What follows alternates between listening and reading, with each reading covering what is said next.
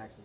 Okay. We'll see if that changes. You know, I really think that, you know, past history on this thing, you know, they're going to be conservative offenses. They're going to hand the ball off to Carr, and then you may see a play-action pass early, so I wouldn't take any chances on them early. Yeah, we're going to play straight early and just, you know, find out what they can do, make them hurt us with the fullback before we, you know, come after them. Okay. I tell you what, too, on the first series, you know, they're not going to take it to the corner. They're going to wait until they find out how we're playing the option play. So I don't see us really needing to give them a bunch of quarterback stunts or anything like that right off the first series. We got to need some help on the sideline. Mike, you can help Butch, because they're going to have all this stuff down there. It's a crowded sideline. They're in there close. And so help us out. We can get the strength coaches to help us on that thing, too, if we can keep all the people back. And so we've had some problems on that before. We need to, as far as any type of different looks in the box, Tony, as far as a punt block. Yeah. I'll be talking hard about that, right? If they have shown anything different than what they showed like last week against Texas, because they had the little back coming up off the sideline, anything different, now you need to let us know right off the bat so we can correct it on the sideline. I think the guys are ready for it. I tell you, they've been in big ball games before, so the crowd's not going to be a big bother to them. I really don't believe it's going to be a bother. Let's get after them on the thing. All right. Miami is an independent, does not belong to a conference, the only championship available, the big one. So this is a very, very big ball game for the Hurricanes of Miami against Oklahoma. Oh.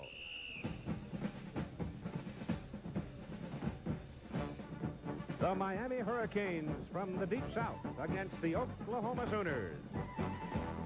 Vinny Testaverde, Miami quarterback, leads the Hurricane offense, a big play quarterback. In 5 games, the Canes have had 5 scoring plays from beyond 69 yards.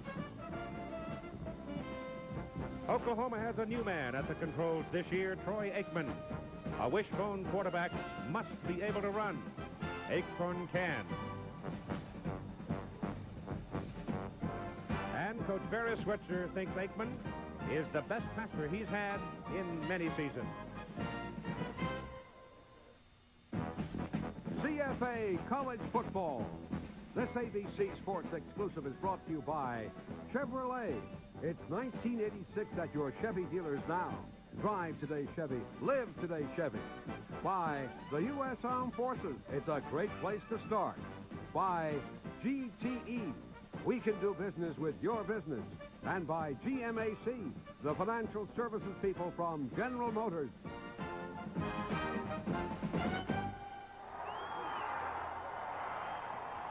The Miami Hurricanes, 4-1. Many people think they should be in the top 20. They lost their opening game to Florida. They have won their last 4. The head coach is Jimmy Johnson. His second year, his record is 12-6. Head coach 5 years at Oklahoma State. He has never beaten the Oklahoma Sooners. He thinks he's got a chance today.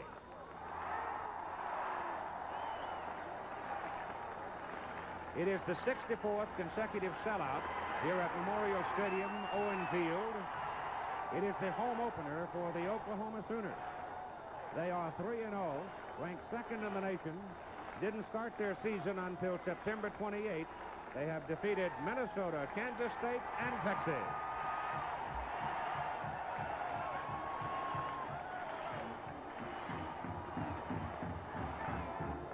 The coach is Barry Switzer, his 13th season, 118, 23, and 4. The best winning percentage among 1A coaches with 5 years or more at their job. And they come into this game showing the top defense in the nation. Hello again, everybody. I'm Keith Jackson, along with Frank Broyles, our analyst. Frank, you coached both these coaches at Arkansas, and you had both Jimmy Johnson and Barry Switzer on your staff at Arkansas. Tell us about them. Well, Barry Switzer, Keith, was just a deliberate football player. He didn't like changes. He played by technique, and his team reflects the same way. On offense, they can run the football. On defense, they can run to the win, and he likes to stay with what he believes in. On the other hand, Jimmy Johnson was a fiery, emotional football player, Keith. In fact, he was so good, we let him play his own way. He dared to do the unexpected, and he made a lot of big plays, and his team plays exactly the same way. And the comfort factor for him today is that his team can run a throw, and they'll be very unpredictable, and that's the best chance for his team to beat Oklahoma. We always try to look to one or two things in the early going here to give us a reason to read in the first quarter. It looks to me like the single most important factor will be whether or not the Miami offensive front can protect Testaverde and their quarterback and keep that Oklahoma defensive front four out of there. If the minimum rush of 4 can pressure the passer, then that destroys the game plan for Miami. They've got to be able to protect them with this inexperienced offensive line. All right, suppose they can't now. Does Miami have enough running ability, in your opinion, to hurt Oklahoma? Miami has the best combination of running and passing of any team that we've seen this year, and they don't care which way they win. They can do it either way. And this is the day Barry Switzer and his coaching staff expecting that the Miami defense is not a gimme either. They think they're going to have to expand their offensive planning before this day is done and try to keep the Miami offense off the field. So we're about ready to go. The Oklahoma Sooners rank number 2 in the nation against the Hurricanes of Miami. It is the third meeting between these two teams. Barry Switzer and his staff will get to find out.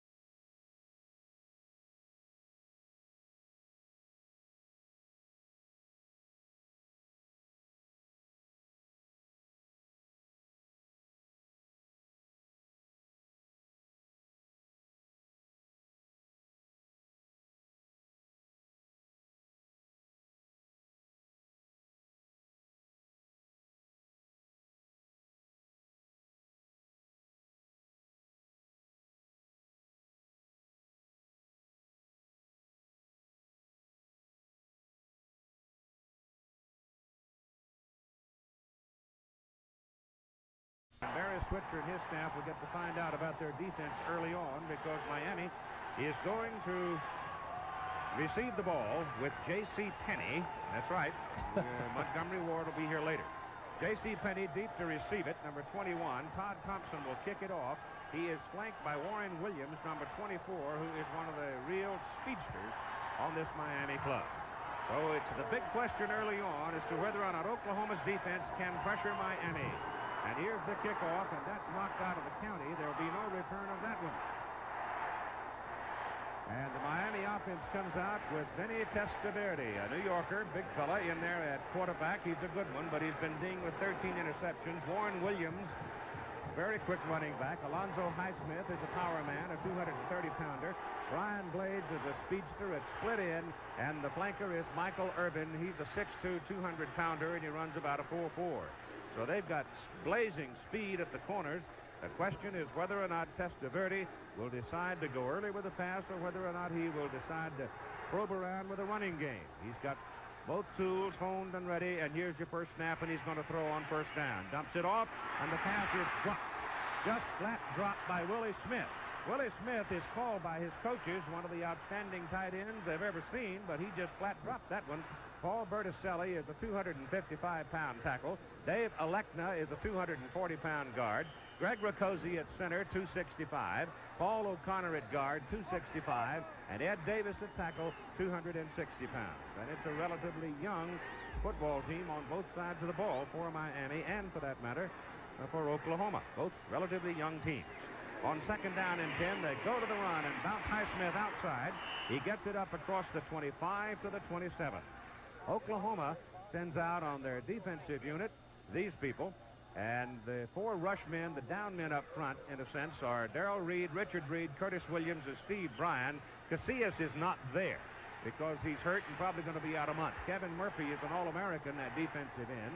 The backers you saw, and there is the secondary for Oklahoma, and they're playing up very, very tight now on third down and 3. Testaverde wants to throw, gets it deep downfield. He's got a man, but the pass is just a little bit too long to Brian Blades.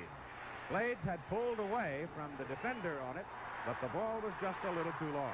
Blades is a world-class sprinter, outstanding speed, and you can see that number 14, White, just gets fooled on the play completely, and Blades goes right by him. The pass is a little bit overthrown, or it would have been a touchdown.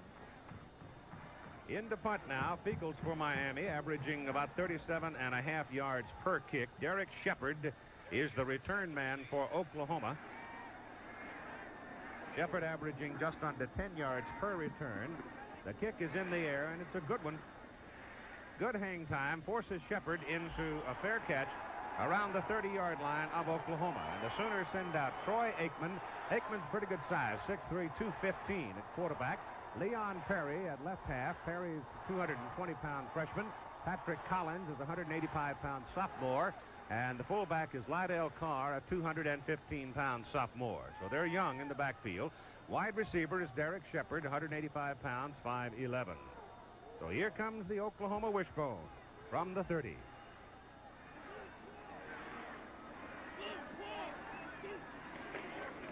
Aikman hands the ball off to Perry, and nothing fancy about it. He just popped it and picked up 3. Tight end is Keith Jackson, the big sophomore out of Little Rock, 240. Mark Hudson, tackle at 280. Eric Pope at guard, 265. Travis Simpson at center, 265. The right guard is Anthony Phillips, 275. Redshirt freshman. Greg Johnson is 305. Like some of the Arkansas players, they have to take him down to the cotton mill to weigh him. Second down and 7. The ball is handed off inside. The gain is up to the 28 by Lydell Carr, the fullback. Brought down by Jerome Brown. Brown is a 265-pound tackle on the front, along with Dan Stubbs, Derwin Jones, and John McVeigh. The backers are Fleming, George Myra Jr. Yep, that's George's son, Winston Moss. And the secondary of Ellis Fullington, a surprise starter today. Selman Brown and Denny Blades, the brother of Bernie. Damon Stell is into the lineup now for Oklahoma. He's number 27. Ball is handed to the up man for the first down. Lydell Carr, the first man out of that wishbone, and Carr with good leg drive pounds it in there before Jerome Brown can bring him down. Interestingly, on Miami's possession, they had 3rd and short. They went to the pass. Oklahoma, first possession, 3rd and short. They go for the run and make it. Miami did not, obviously. As we look at Barry Switzer, winningest coach in college football. That's been coaching over 10 years. It's first down Sooners just over their own 31. First man is Carr. He gets the ball. And George Myra, the middle linebacker, gets him at about the 46. Myra, number 45, plays the middle linebacker position. He patrols that middle like a cop. He's to go right with that fullback, but the center, Simpson, gets a little bit of his leg and slows him down, and by the time he gets over and grabs Carr, number 45, down, Carr's legs are moving, and he falls forward for a nice gain. A pickup of about 6 yards on the carry. Second down and 4, and they stay inside with Carr, and he's close to midfield at the 49. Troy Aikman, the Oklahoma quarterback, is not a true wishbone quarterback as we would like to imagine, accustomed to. So Oklahoma runs the wishbone formation, but a lot of other plays, Keith, they mostly run plays out of that alignment, seldom the triple option. Well, here's the reason why they succeed with it. Carr, on 4 carries, has picked up 5 yards, 4, 5, and 4. Just the style of a wishbone offense. Third down and 2 for the Sooners. Still going with Carr. This time, Miami's reaction to him is quicker. And they stop him at maybe a half yard with Derwin Jones and Jerome Brown. The 2 big guys in the center of the defensive front pinched him. And they still need close to 2 yards on 4th down, and out comes the punter. Here are the defensive stats of Oklahoma, and just look how impressive they have been. Number 1 against rushing, number 2 against passing, number 1 against total defense, and number 2 against scoring. Just outstanding. Mike Winchester in the punt for the Sooners, a junior out of Marietta, Oklahoma, and you see his average. It's a good one. Kintai, Dave Kintai waits underneath the high-hanging punt back at the 12-yard line. He'll try it. And probably could have let it go because it was a tail dracker and might well have made it into the end zone. 38-yard punt. From the 9-yard line, if Kintai had fair caught the ball, he'd be up at the 12. If he'd left it alone, it might have been in the end zone. But they go from the 9. Testaverde has Williams and Highsmith behind him. And they get tangled up in the backfield, but Williams, with his quick feet, makes something out of it anyway. Picks up about 5 yards as he comes out to the 14. Oklahoma so far, Keith, has stayed in their basic defense like we expected, seeing if they can stop Miami with a minimum rush, make him throw the ball hurriedly, giving their defense a chance to protect against those seams that the receivers work into for the reception. He really didn't get 5. He got about 4.5. So call it 2nd down and 6, just short of the 14. And they send Mike Irvin, the flanker, wide to the bottom of the picture. And Testaverde's back to throw and has good protection. Throws underneath to the 20-yard line to Warren Williams, the back swinging out of the backfield. And he's got a first down. Penn State having a ball game with Syracuse under the dome today. And Syracuse getting a touchdown. Penn State countering with a field goal. And Nebraska has had all it could handle against Missouri today, but looks like they'll handle it all right. And Ohio State now pulling away from Purdue. Notre Dame beats Army 24-10. First down, just over the 20 for Miami.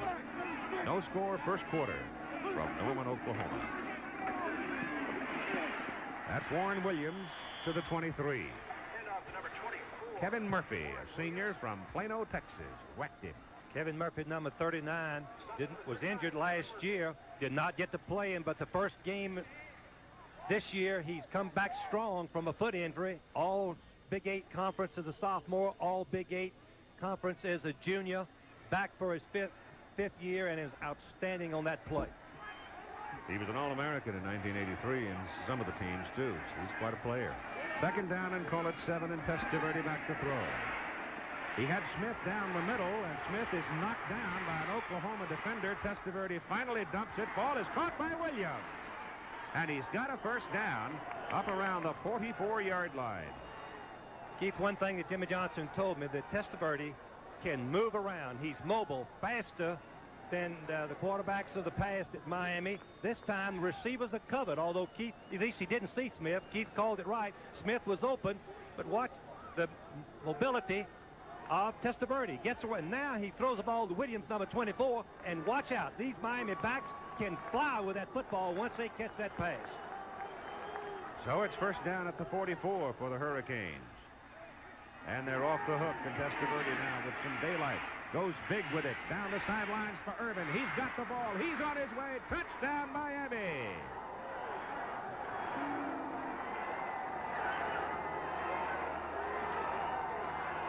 He burned Derek White, the cornerback. 56-yard touchdown pass. Testaverde to Michael Irvin from Fort Lauderdale. Michael Irvin just stayed wide, Keith, and Testaverde dropped the ball in. Watch the arcs of this football. He knows he's got to lay the ball over the cornerback and drop it in front of inside of the safety man. The safety man was nowhere there. It was really his responsibility. Michael Irvin, freshman, 6'2", 195 pounds with blazing speed. And in comes Greg Cox, who has never missed an extra point in his college career. He's hit 61 in a row. Make it 62. Keith, let's watch Michael Irvin run that pass route again, and how he got open in the seam. 14 White right there is to release him to the safety man. Now, where is the safety man? Where is the safety man? Nowhere to be found. Result in a touchdown. Raymond, 35, was late getting there. 8:44 to go, first quarter. A 7-0 lead for the big play Miami Hurricanes as they hook up Testaverde to Irvin, 56 yards on the touchdown play. And next week, we will have either Penn State, West Virginia, or Nebraska, Colorado for you. And we invite you to check your local listings in your region for the game in your area. A couple of old long-running rivalries there.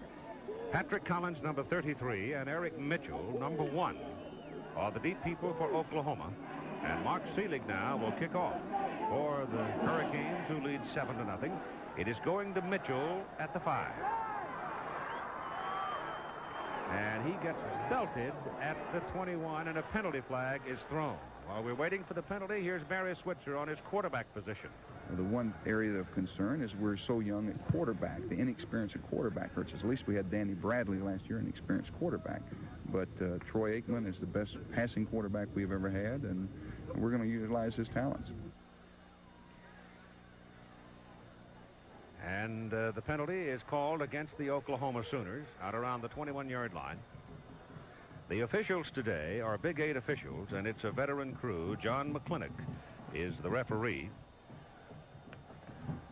There's Andy Presgrove, Dale Shoryers, Joe Pipkin, John Schroeder, Virgil Deering, and Bobby Bernard. Holding on the run back. It'll be first down. And so the Sooners now will have to start deep in their own territory at the 11-yard line. And out of the wishbone, a lot of things can happen. They can break the big play, they can grind it out, or they can drop it.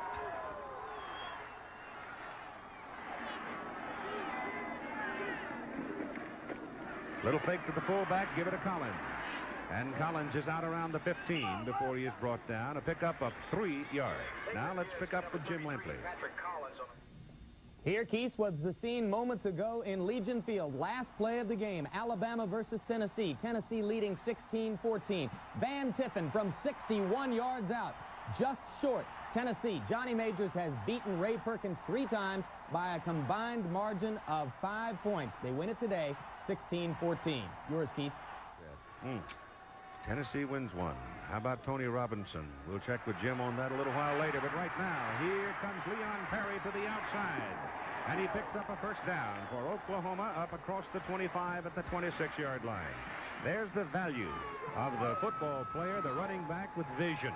He banged into the hole. There was nothing there. He bounced it outside and found something. Keith, another thing is Perry weighs 220 pounds. He's just a freshman from Orlando, Florida. Going to play some at fullback probably today along with his halfback role. But you see just how valuable it is to have someone big and strong and be able to see where he's going. From the 26, Sooners first down. One man wide, top of the picture. That would be Derek Shepard. Aikman turns and goes down the line with it. Pitches it late to Collins, gets a block on the corner, turns the corner, and picks up about 6-7 yards.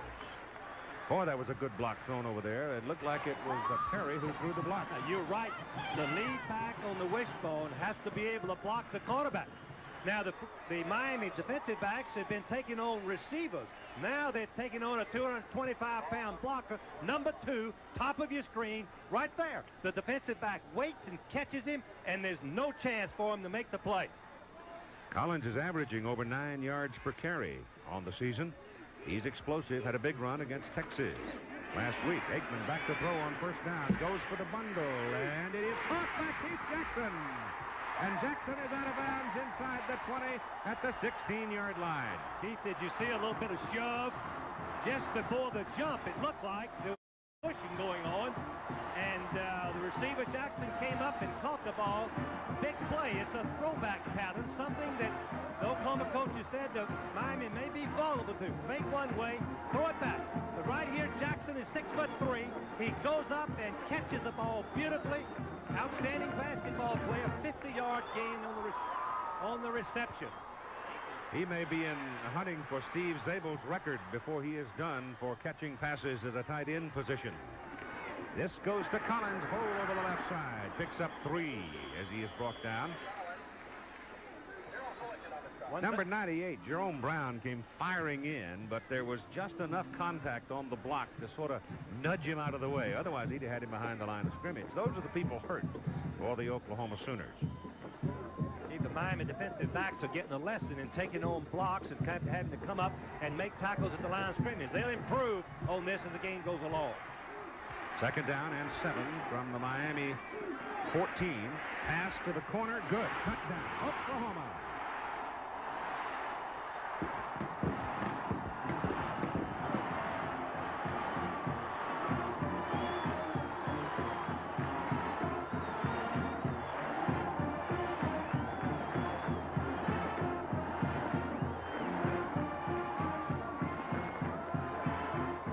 Shepard, the last of the Shepard brothers, makes the catch from Aikman. Take the wishbone, the triple option. Now you've isolated the defensive back on one-on-one on the wide receiver. No contest. Ellis could not cover him. Shepard has too many quick moves. Tim Lasher in for the extra point try. Sonny Brown puts it down. Tim kicks it. Good. So at 6 minutes and 34 seconds to go in the first quarter, Oklahoma answers as they, too, produce the big play. Fake of the fullback, fake of the option, draws the strong safety up, isolates the halfback. The quarterback lays it right out there perfectly to Shepard on the goal line. He steps over, and with 6:34 left, we'll be back.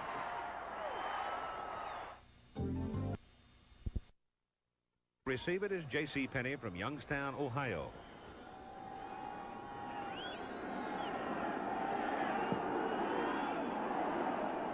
They're not going to run that one back either. So Thompson has kicked the ball beyond the end zone on both occasions. Here's Shepard, number 3, 101, right on the goal line.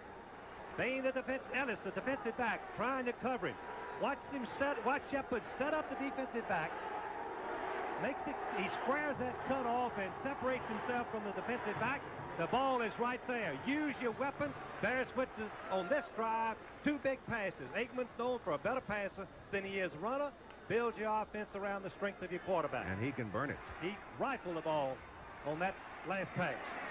Testaverde and company now from the 21st down. Ball is given away to Highsmith. Alonzo Highsmith will have 1 yard. That's all. ABC's presentation of NFL Monday Night Football at 9 Eastern Time, the Green Bay Packers and the undefeated Chicago Bears. Boy, Mike Ditka's got those Bears going, hasn't he, Keith? Say they've got the best offensive line and defensive line maybe in professional football. Mike will have a driver going home from the airport next time. 2nd down and 9. It's Alonzo Highsmith to the outside. Big man puts his shoulder down and bangs into the Derek White, the cornerback. Picks up about 7. Here's Jim. 2 scores in the top 10. Nebraska has beaten Missouri 28-20. Dale Klein 7 field goals, tied an NCAA record. Ohio State final at 41-27 over Purdue. Byers with his first 2 touchdowns of the season, and they provided the difference. Purdue turned it over 5 times to none for the Buckeyes, and that was key to the outcome of the game. Keith? Already from the 28-yard line, it is 3rd down and 2 now for Miami.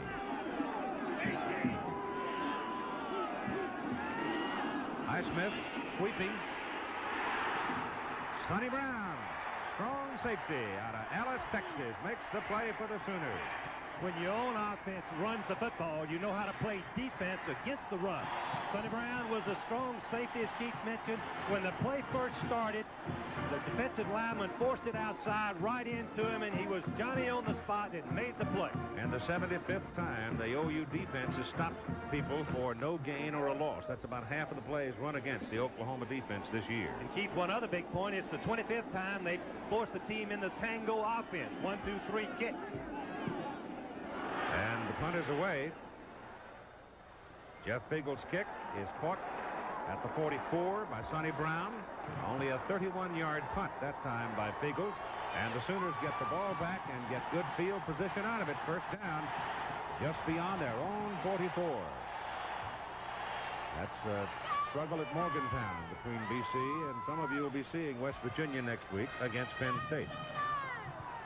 Looks like Clemson finally getting the offense organized, and Pittsburgh defeating Rutgers 38-10. Looks like the Panthers may be getting things organized. And there's the story of the Alabama-Tennessee game that Jim Lampley gave you a few minutes ago. Reverse, Keith. Goes to Collins. 2 men in front of it. But there's a flag down, Keith. Big play for Oklahoma, but there's a flag waiting back up at the line of scrimmage. Oklahoma feels very strongly that Miami is such a pursuing team, chasing the ball carrier immediately, that they had planned to throw back and run reverses in this ball game. They broke the backfield, lined up in a flanker, and out they came with it, but to no avail as a penalty. Holding. That's 10 yards. 4 minutes and 30 seconds to go first quarter. There's Switz is saying, who in the did that? Bleep did that. Don't blame him. He's getting right there. You get out there and tell him.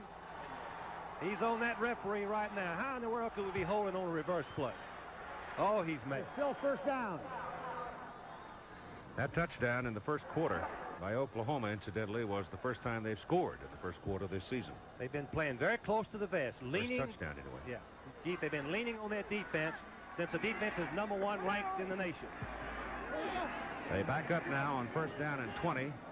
to their inside the 35 as Aikman drops to throw and shoots it down the middle. Keith Jackson, the tight end, is wide open. And he's got a first down. No, he doesn't either. He's short of the first down by 2 yards. This is the auxiliary offense that Oklahoma has put in to take advantage of their quarterback, who is 6'3". Aikman sets up like an old pro team and rifles that ball to Jackson. What a target he is, right over the middle. Somewhere the linebackers of Miami got lost. No one around, and the pass goes for a big gain. Second down and 2 from the Miami 47.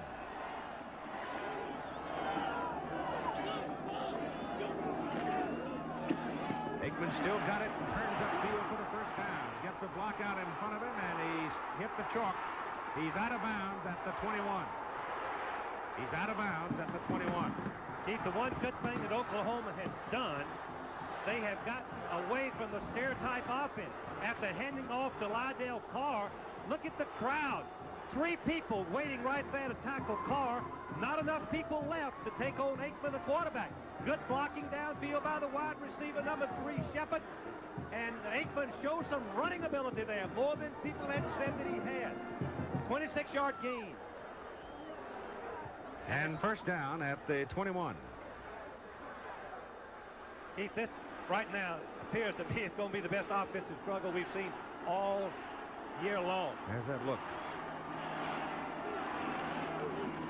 A little late developing on the play. Perry trying to cut it back inside. Got tangled up a bit. Number 68, Anthony Phillips, the guard, had stepped back as the protector on the little delay.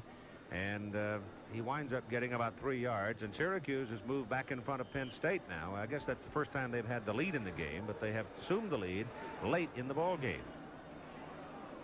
Syracuse tough to handle under the dome. They usually beat somebody when they're not expected to. They did it to Nebraska last year. Second down and 7 for Oklahoma. The ball is inside the Miami 19. Aikman down the line with it. Pitches back to Perry. Perry's got a crowd. But he's, as Frank said, big and strong, and he makes something out of it as he gets to the Miami 15. Or Shepard again. Here's the total offensive yardage so far today. Run 22-83, what we expected. Look at the balance. That's the shock. That's what's significant so far. Oklahoma passing for as much as they're running. Georgia now starting to come back against Vanderbilt. Vandy had the lead at one time, 10-0 in that ball game. And Minnesota winning again today. Third down and 4.5.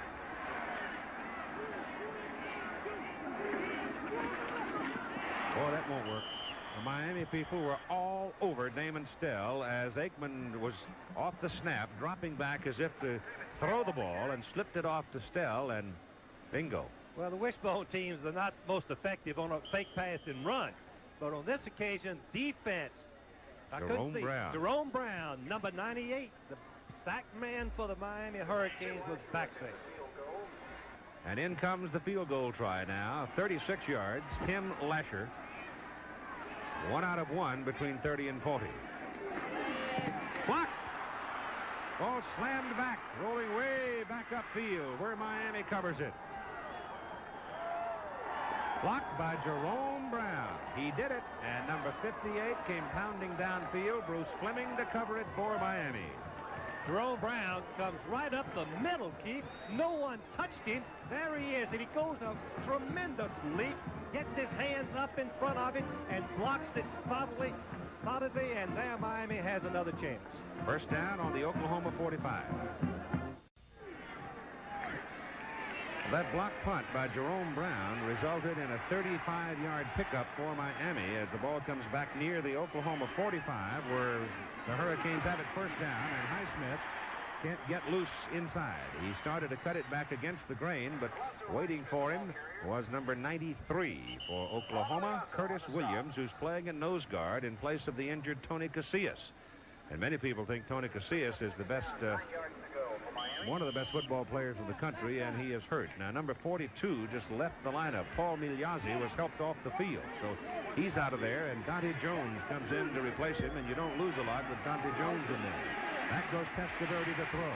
Has some time, has some open field, gets it away. Pass is good to Urban, who has a touchdown already, and he's still working at it. And finally down around the 26, 25-yard line. if you're going to throw the football, you've got to have effectively a quarterback that can scramble. Irwin goes down, and when Testaverde scrambles, Irvin starts working to the middle, and is wide open. Now the excitement begins. He's hard to get down, difficult to get down. Number 7, Glenn could not hold him. But the key was Testaverde's scramble, concentrating downfield and finding the open receiver.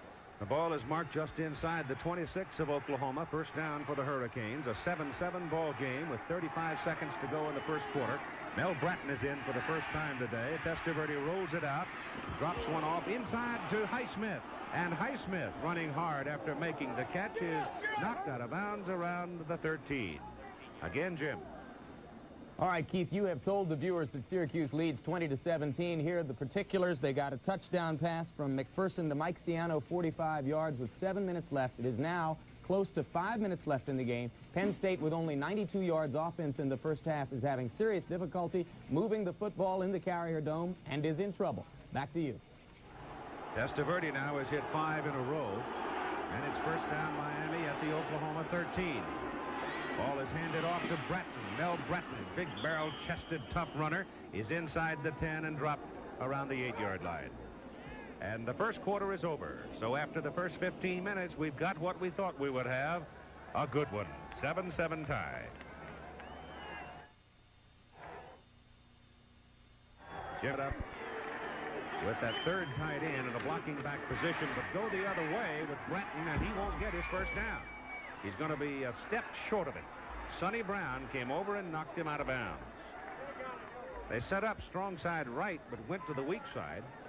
And the Oklahoma defensive people, as has been pointed out, run to the ball. Keith, it's very short yardage. I would go for it. Miami has big running backs. We've seen Highsmith and Mitchell run over some of the best defensive football players in America from Oklahoma. As we look at Jimmy Johnson, he's going to do the unexpected most of the time. He's great at it. As we said earlier, as a player, he dared to do the unexpected. That shorter yardage, I think he wants the 7 points. And with Highsmith at 228, Bratton at 215, he's got a chance to make it. But against the #1 defense, Nebraska last year tried right here, might have won the national championship for it, and failed against this defense.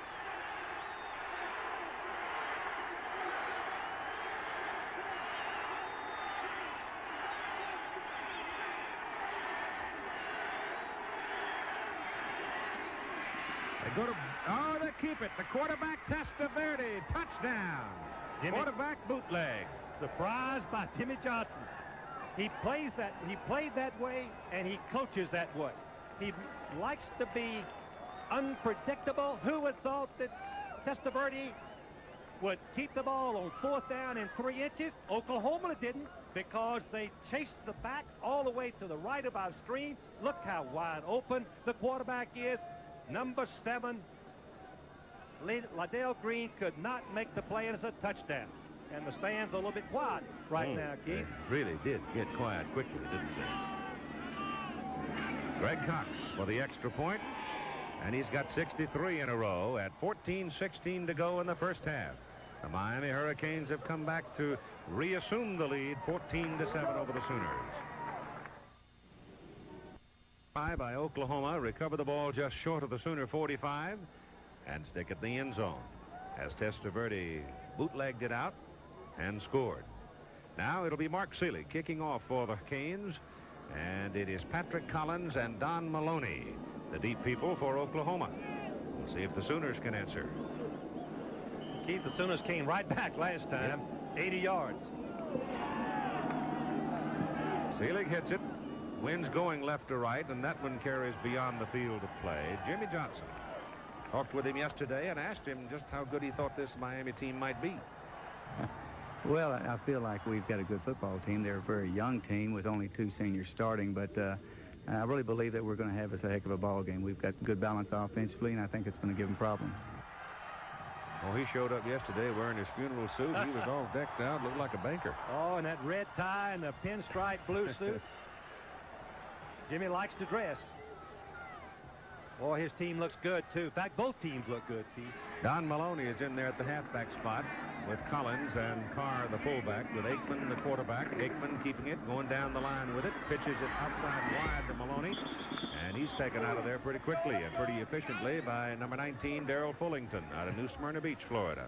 Fullerton had been blocked, Keith, by the lead halfback and got up off of the ground and made the play. Colorado State jumps out to a lead over Air Force, and Illinois beat Michigan State in the Big Ten today. That is the 6th different ball carrier for Oklahoma so far in the ball game today. Now they break the ball, go double wide. Aikman back to throw it.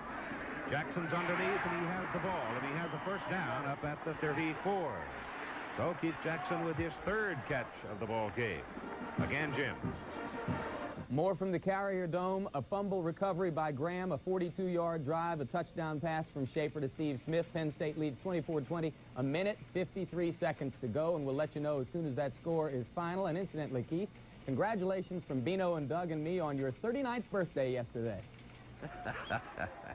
Thank you, Jimmy. 38, Keith. They won too many. I tried to slip through that day without acknowledging it. Well, Keith, on the last play, Aikman faked the ball, got outside without any rush, and Jackson came across and found the open area for the key yardage and the first down. Well, now he's become the big play man. He's made 3 catches, and he totals 81 yards on those 3 catches. When you fake to the fullback and you draw those linebackers up, the tight end can get open. And the Sooners have a first down near the 34 of Miami. Aikman straight back this time, just dumps this one to Maloney. And Maloney, running hard with some blocking help, spins close to a first down. Oklahoma's strategy in this ball game was to throw the ball outside to their halfbacks if the linebackers drop back and cover the end. By doing so, they treat it like a run, Keith. Don't have to pitch the ball. They just say it's a run. We toss it out to Maloney, number 23. He twists and turns and falls for a nice game. He's a 185-pound redshirt freshman out of Chickasha, Oklahoma. This Oklahoma offense in the backfield has all freshmen and sophomores. That's all that they have right now with Tillman. Spencer Tillman, their great runner, injured, cannot play. Johnson, another outstanding runner, cannot play. As we look at some of the yardage numbers right here. Aikman is 5 out of 5 for 105 yards. When Keith, how long it's been since Oklahoma passed for more than they've run? Many years. A long time, yeah. That ball is given to Lydell Carr, the fullback, and he's got 7 yards on that carry. Now they've got Miami off balance with the mixing up, being unpredictable on offense. Running up the middle, running wide, screening, throwing the ball on misdirection. They've done it all. Oklahoma has done it all in this ball game. The ball is just over midfield for the Sooners. Maloney's out now, and Damon Stell comes back in. Stell is 27. Carr for the first down. Ball comes bouncing loose, and Oklahoma recovers it. I thought they might have called him down, but didn't. That ball was bounding around, and Keith Jackson dove on it and recovered it. Well, Stubbs was supposed to tackle the fullback. The middle of your screen, number 96 is supposed to tackle the fullback. There's nowhere there. Look at the hole, the left side of the line. Hudson and Polk just wiped it off. The defensive end was supposed to tackle the fullback, and he didn't get there. Number 36 was the man that came over and Benny Blades and knocked that ball out. Now look at that thing bouncing around, and suddenly Jackson spotted it and covered it. And it's first down for the Sooners at the Miami 44. Miami's changed their defense. They've got everybody up on the line now.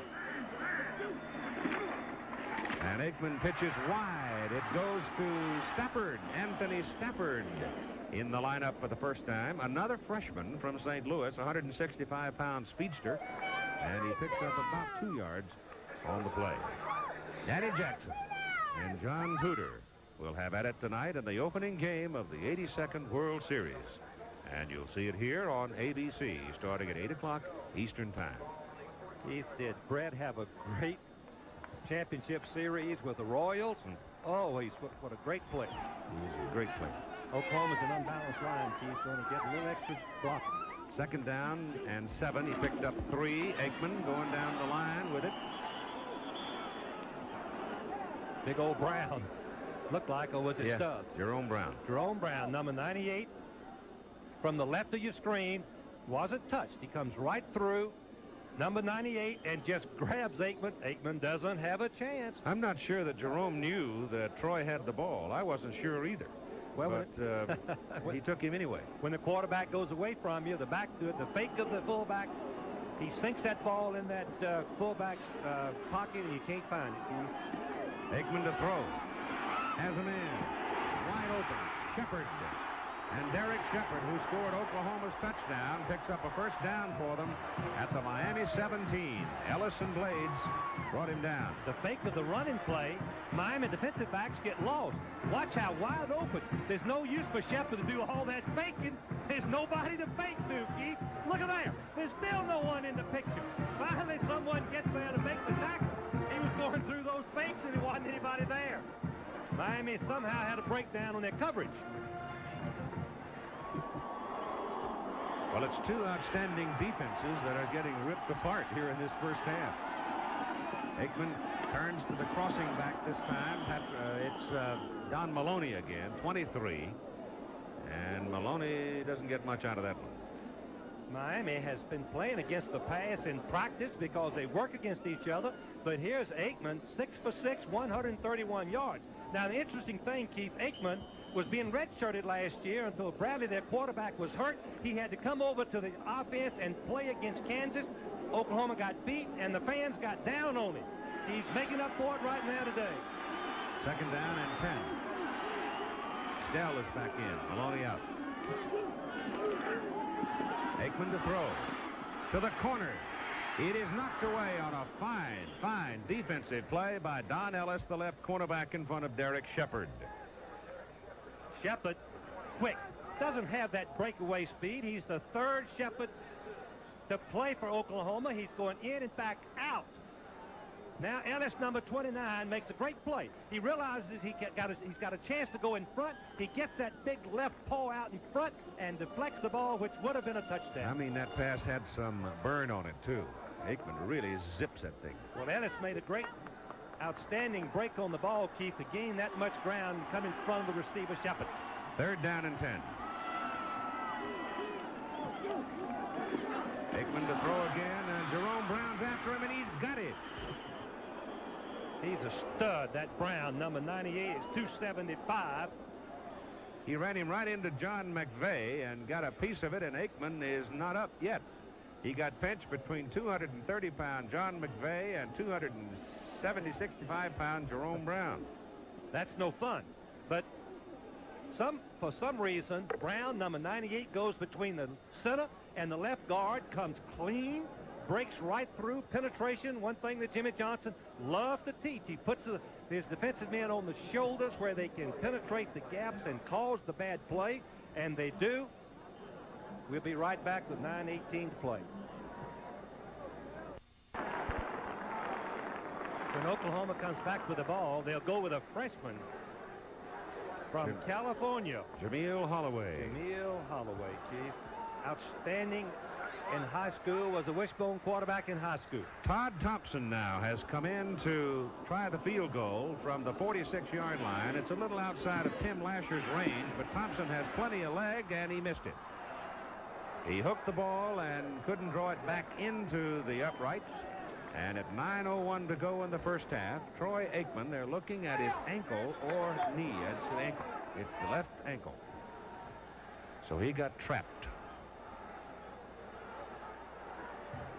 All right, Jim Lampley again in New York. It is final in the Carrier Dome. Penn State now having won 6 straight games by a combined margin of 24 points on the season as they beat Syracuse 24-20. Also at Chestnut Hill, West Virginia beat Boston College for the 6th straight time. Next week in the Nittany Mountains, West Virginia will visit Penn State, and we will cover that game regionally here on ABC Sports. Back to Keith Jackson.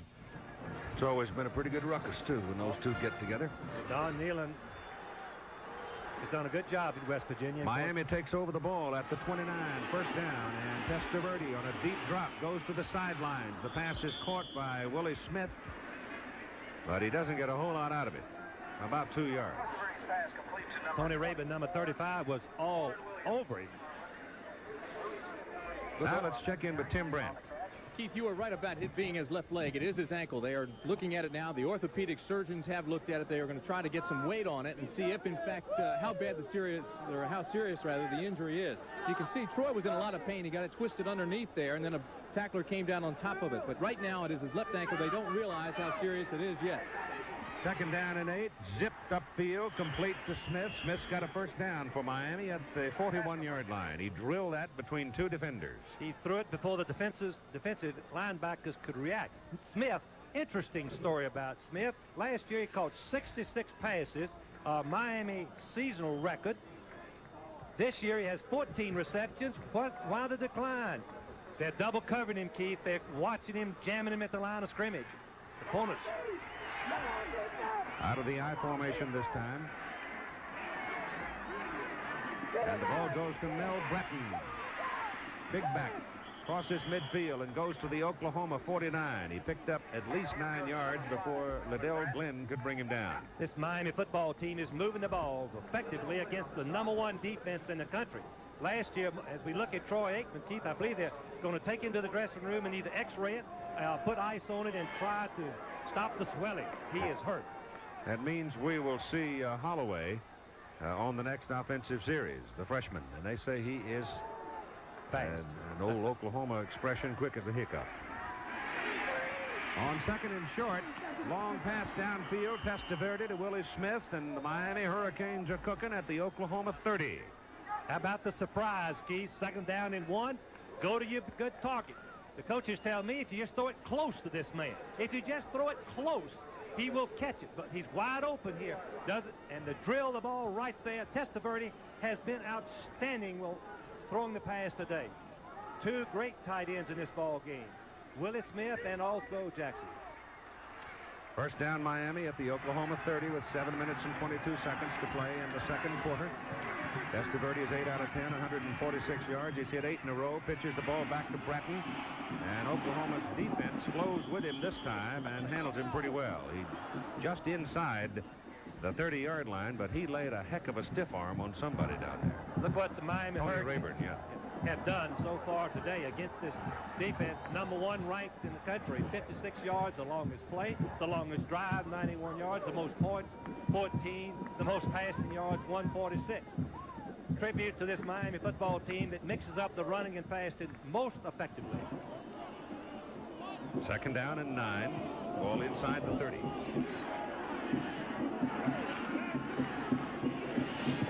Testaverde dumps it in a hurry to Breton. Breton is gang tackled at the 23. This time Oklahoma put the blitz on. As Miami begins to threaten, they put the blitz and a slight adjustment by the quarterback and the receiver, recognizing the blitz, a little quick pass out for the completion. They do look like they know what they're doing. They know what they're doing in both the run and the pass, Keith. Very, very impressive. 3 wides now, leaving Breton alone. And on 3rd and 3, Testaverde has a lot of protection. He elects to go to the end zone and overthrows the real estate. He throws past the boundary intended for Smith, and it'll bring up 4th down and 3.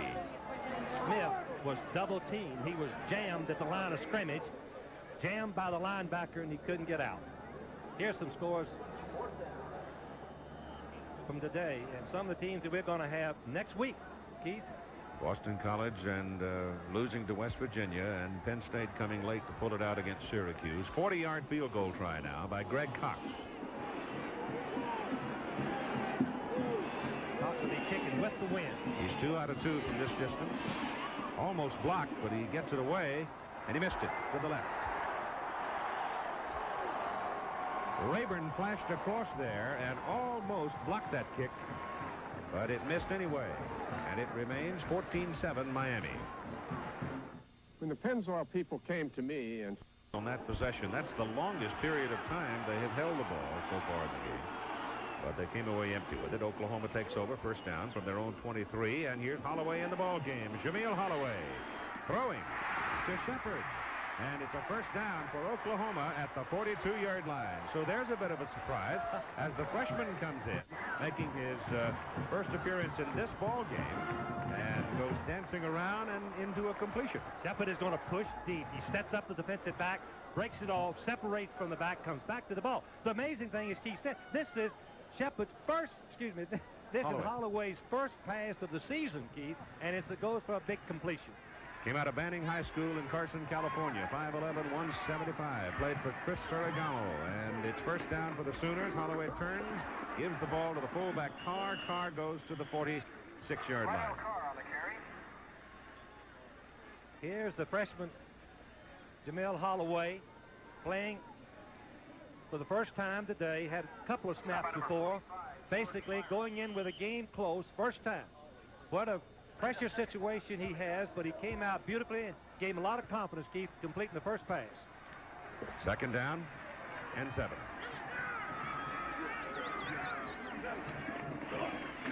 Pitches the ball well. It goes outside to Stafford. Anthony Stafford goes for a first down. Boy, they got speed on the corners. They always have speed on the corners. That's the acid test for a young quarterback, the blitzing in. Jimmy Johnson knew that. He blitzed to him, and Holloway got the pitch out beautifully. And you've got 5 minutes and 41 seconds to play in the first half, with Miami leading Oklahoma 14-7. Arkansas and Texas now 7-3, and it's opening day for the expanded stadium in Fayetteville, Arkansas. And you ought to see this fella sitting next to me fussing. Well, this time the Miami defensive people handle it, don't they? George Myra Jr., number 45, jumps on Carr. One thing, Jimmy Johnson, who's worked against the wishbones, been on squads that coach the wishbone, knows you have to take the fullback away first. You cannot let the fullback make yardage up the middle and expect to stop any phase of the wishbone. Second down and 8 now for Oklahoma. The ball is just short of the Miami 44-yard line. He's checking off. The Bressie young fellow, isn't he? There goes the fullback. And Lydell Carr galloping down to the 36 for a first down. Keith, Lydell was hurt, I believe. He really got, well, he was high load. Oh, he's jumping up. He's tough. But he got, as Keith said, the second man up. Notice carefully, after he gets hit by the first man right here, the second man really hit him. Can't see who that is. Selwyn Brown is 32, and Benny Blades is 36. Boy, you can see the head when he flies back like that. That hurts. Carr with 10 carries, 48 yards, and he stays in. First down Sooners, 36 of Miami. No, Carr's out. Anderson is in there at fullback. Give the ball to Patrick Collins. And he is another busy sort of a runner as he moves the ball inside the 30. Boy, that had what? One penalty flag so far in this ball game. And I don't believe we've had a turnover, have we? Don't believe it. Nope. Beautifully played game, but the defense are doing all they can do. The offensive line of Oklahoma, outstanding. And that takeoff, that first 10 inches is the pivotal area for that offensive line in the wishbone. They control that first 10 inches, the backs are gone. It's second down and a long 3. And the fullback, Rodney Anderson, carries a 205-pounder out of Dickinson, Texas, and he does not get the first down. They are a yard and a half short, and they're going to go. Two different styles of offense, both highly successful. Oklahoma lining up and running the ball, using the option plays. Using a lot of people, too. Using a lot of people. That's the 8th rusher that we've had carry the ball for Oklahoma today. Here's the blitz. They take it inside, and Miami stops Patrick Collins. They give him all that he could make, Keith, and it's going to be very close, maybe a foot short. I think that a running football team here, Keith, usually will go for it. Carr's back in. It's going to be about 2 feet short. Big play for Oklahoma, and a big play for Miami, because if the wishbone teams have a way, Keith, of scoring on short yardage, if they don't stop him at the line of scrimmage, the quarterback to the pitch could walk in for the touchdown. Here's Barry. You can see the little frown on his face. 3 minutes to go in the first half. 14-7 Miami. 2 split ends. That's unusual. I think that ball came loose and was rolling around, and Miami has stopped the play. Holloway, I think, missed his handoff to Lydell Carr, and as a result, Miami clobbered him and they hold Oklahoma and take over the football. Today's touchdown. He's run for a touchdown. His coach says this of him. You know, everyone has said all along that he's got great ability. He's got a great arm. He has great speed. But the thing that I like about him, he's a hard worker. He's a team player, and the team really rallied around him, especially last spring. They really have a good feeling for him being our quarterback. Darrell Oliver is in the backfield now, number 37 for Miami, as Testaverde takes a deep drop to set up a screen pass for Bratton. Spins away from the open field man and gets it up across the 30. Boy, he almost got loose for a big play. Here's Tim Brent. All right, Keith, I've just run out of the Oklahoma locker room. I was in there with Dr. David Fisher as he was watching Troy Aikman, the Oklahoma quarterback. The X-ray is back now, and Troy has a fractured fibula in his left, just above his left ankle. So it is a fracture. He is gone, and now it's up to Jameel Holloway, the youngster, as you've watched him. That's a four-week, yeah, that is sad. That's a 4-week injury, Keith. Be hard to get back earlier than 4 weeks. Second down, call it 7 for Miami after that effort by Bratton. And here comes Oliver. And there's nothing there for him to speak of. Miami's strategy right now appears to me to be that they're going to use as much of the clock as they can. Do not give Oklahoma a chance to intercept the pass. Now it's 3rd and long, and they'll either run a pass maybe close to the line of scrimmage. They'll take a little chance here. They got the wind to their back, but they ran on 1st and 2nd down. 3rd down and about 7.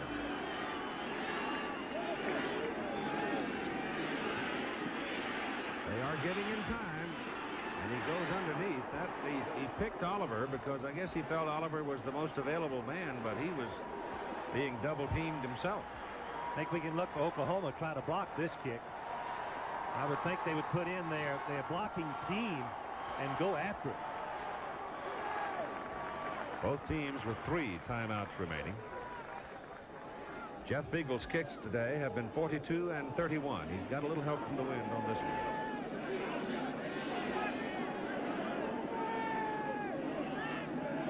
Just 10 men out there, Keith.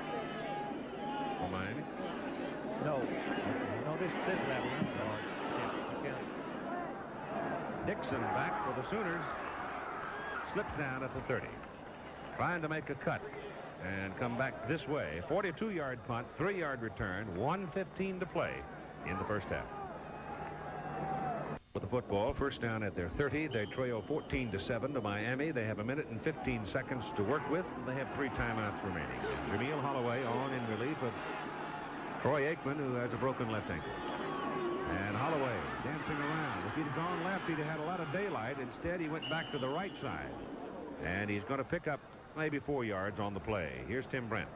Keith, I have a little bit more information for you on the injury to Troy Aikman. I told you it is that cracked fibula. I just conferred with Dr. Fletcher again, and he says that an injury of this type usually takes about 6 weeks to heal. That's the average. If that's the case, then Troy Aikman could be back for the Nebraska game, which I believe is November 23rd. Long march from here to there. Second down, call it a 5-yard pickup for Holloway. Rolls back to throw and gets his pass off. He has a man, and it is late getting there, and it is almost intercepted by Benny Blades. If you called it beautiful, the receiver was wide open. The freshman just not having the time and not enough practice is a little late with the ball. Should have already set up and thrown. Look how wide open he is. You see how far Blades, 36, comes across. Comes close to intercepting the ball, but at least he knocks it down incomplete. Doesn't have control as he goes out of bounds. The intended receiver was Lee Morris, number 84. He's a sophomore out of Del City, Oklahoma. It is 3rd down and 5 now for the Sooners, and Holloway throw it again. Gets pressure from the backside, gets away from it, passes away, incomplete.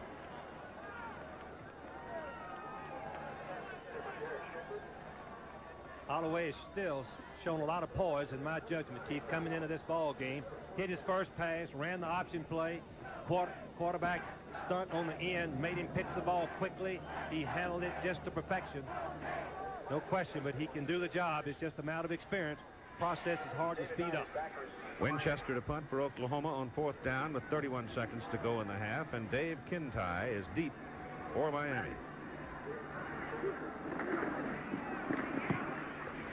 Low kick by Winchester. Kintai takes it, splits the defenders, and comes back to the 40-yard line. The Hurricanes have the ball, and we look at the Miami campus. from Marine Bio. Leading by 7 points, 14-7. Very likely just going to take it to the clubhouse after this snap. Both teams been very effective moving the ball. Oklahoma getting stopped, Keith. Georgia got tied by Vanderbilt. That's a Big surprise. upset, yes. And Texas with 2 field goals. A 7-6 ball game. And Air Force has come back to take the lead over Colorado State in Western Athletic Conference play out in the Rockies. Air Force still undefeated.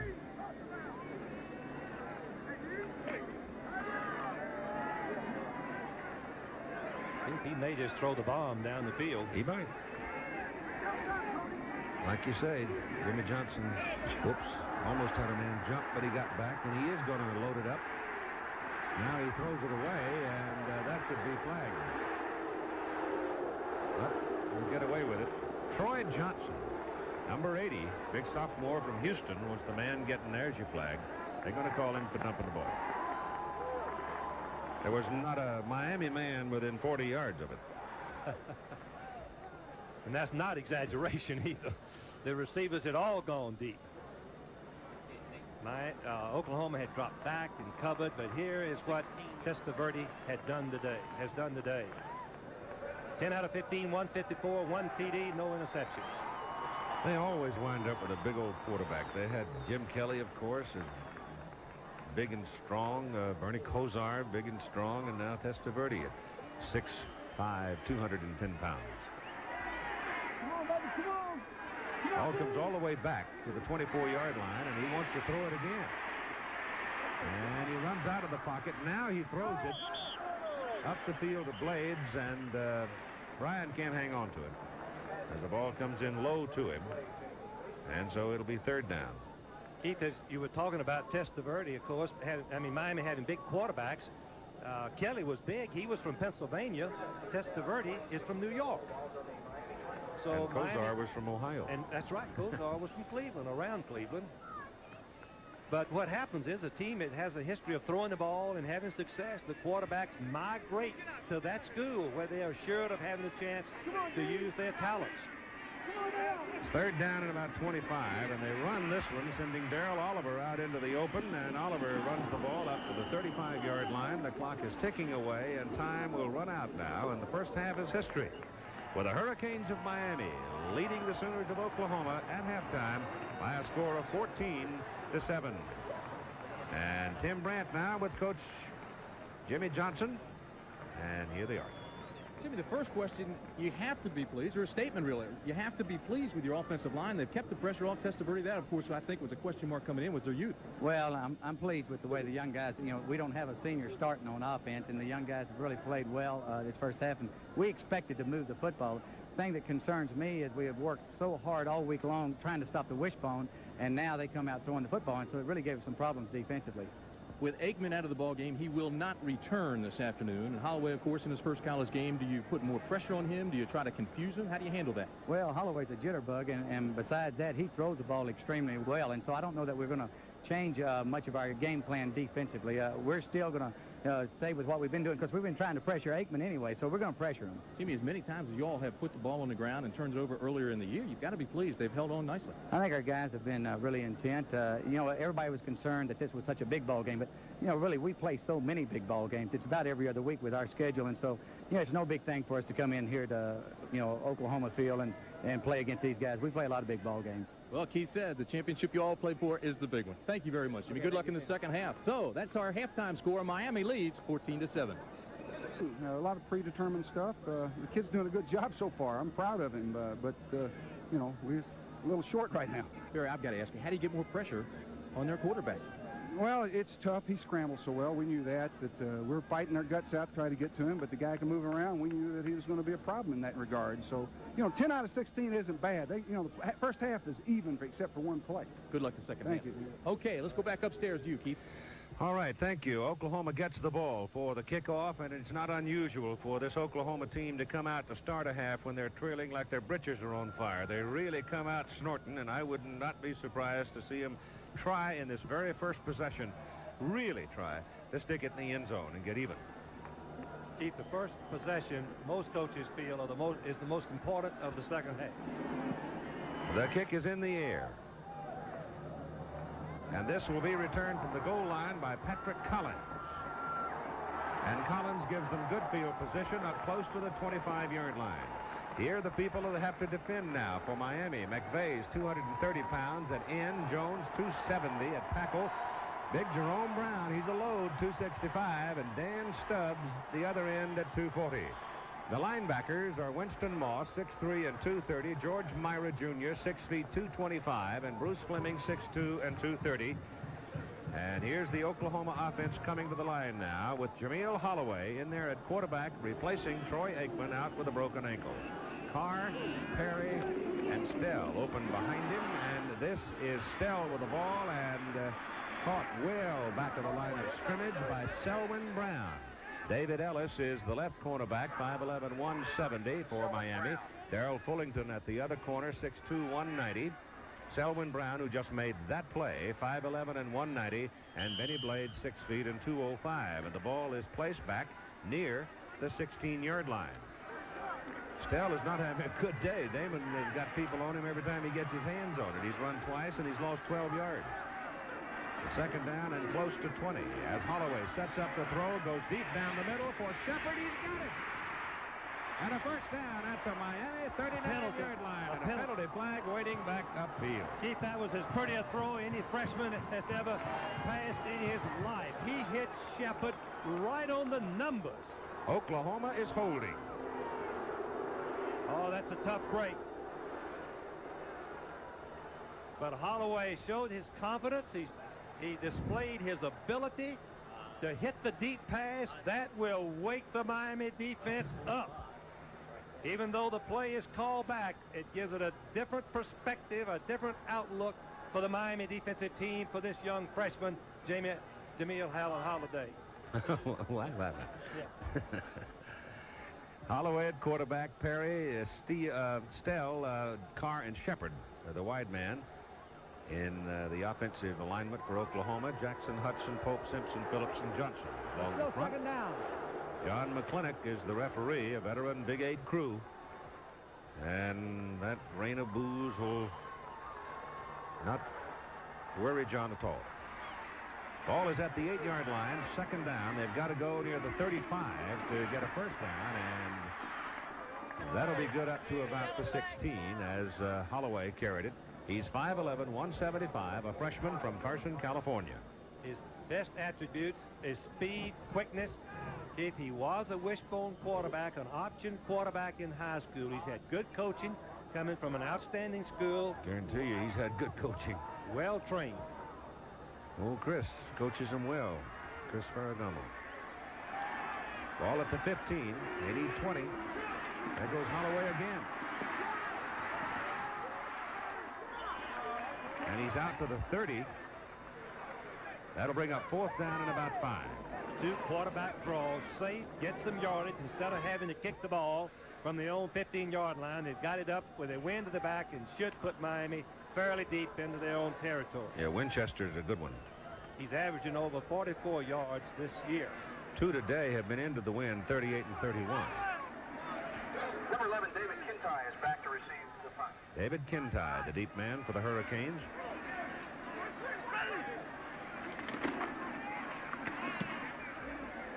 Winchester got that one.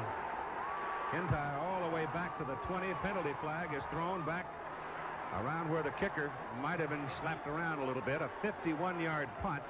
And I think Bubba McDowell may have been the man that came in and nailed the kicker. Keith, I believe it was running into the kick. The 2 Miami players hit each other and one knocked his teammate into it. It's 5 yards. If it's running into the kicker, you can see the 2 going in.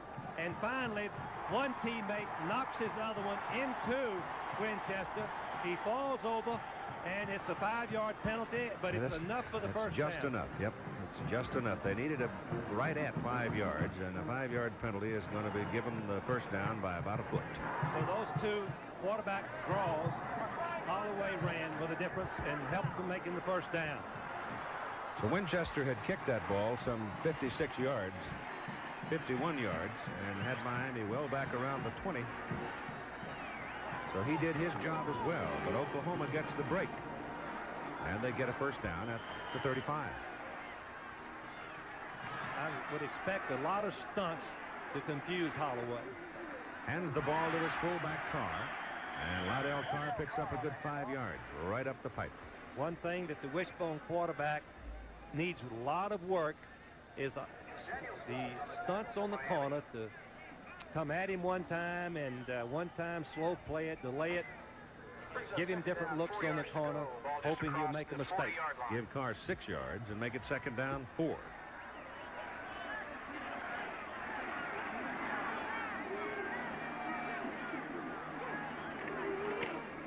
Flip it outside. This is Stafford. And Anthony Stafford will have a 1st down for Oklahoma at the 49 of Miami. A great block by the lead halfback, number 33, Collins. The cornerback has no chance. The lead block by the halfback, turned downfield on number 32, Brown. Linebacker, I guess, Blades comes all the way from safety man to make the play. Stafford has carried 3 times and picked up 22 yards. Damon Stell comes in to replace him.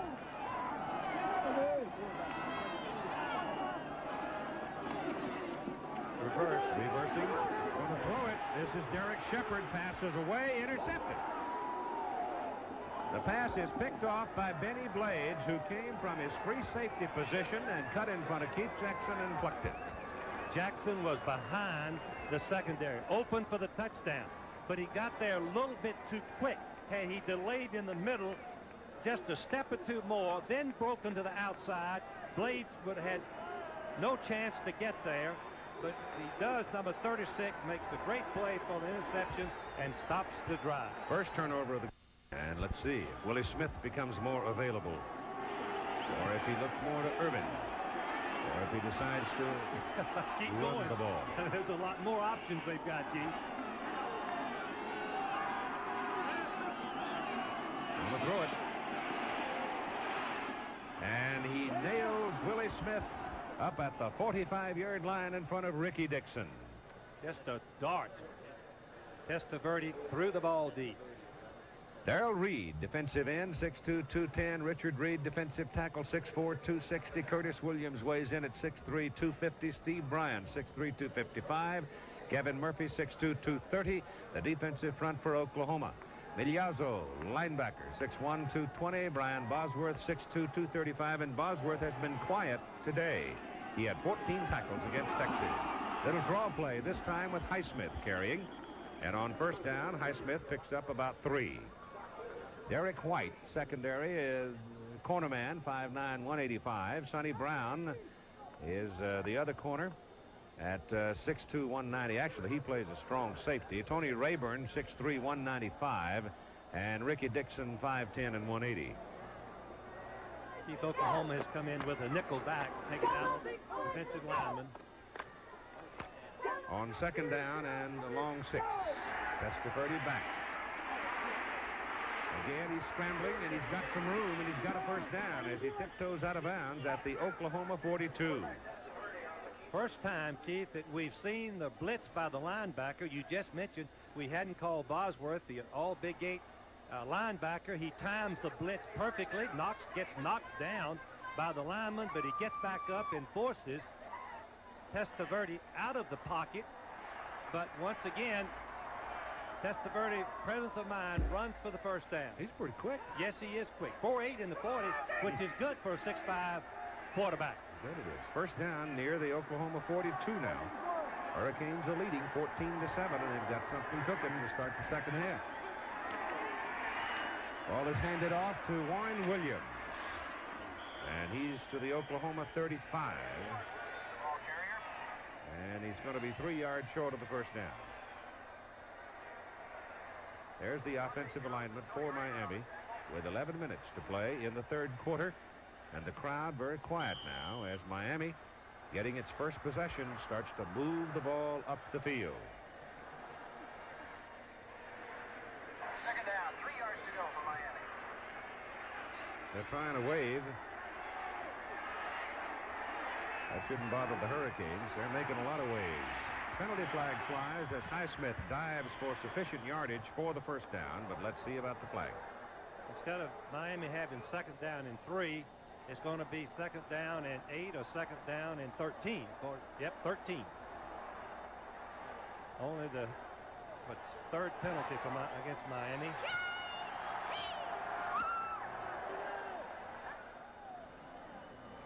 Puts Miami right back into the passing situation, but that doesn't bother a team that can run or pass equally well. Oklahoma stays in their 4-man front, Keith, trying to put pressure with minimum people rushing. On the offense, it is still second down. This is a good blitzing situation. Nebraska won today, but it wasn't easy. Big day for DeVos. Maryland won. Gilboa, big day. Second down, 13. Ball back at the 45.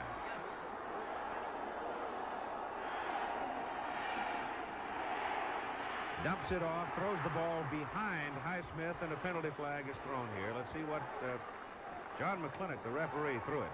It's against the defensive end, a linebacker blitzing Jones, I guess. Rayburn was coming, and somebody got him by the coattail and held him. No, it was on the other team, Keith. No?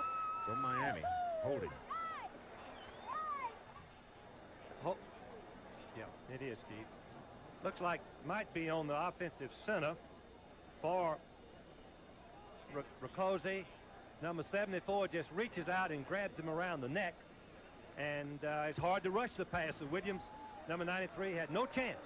Referee right there called it. Successive penalties for holding now. Backs him up 20 yards. And the ball rests at the 45 of Miami.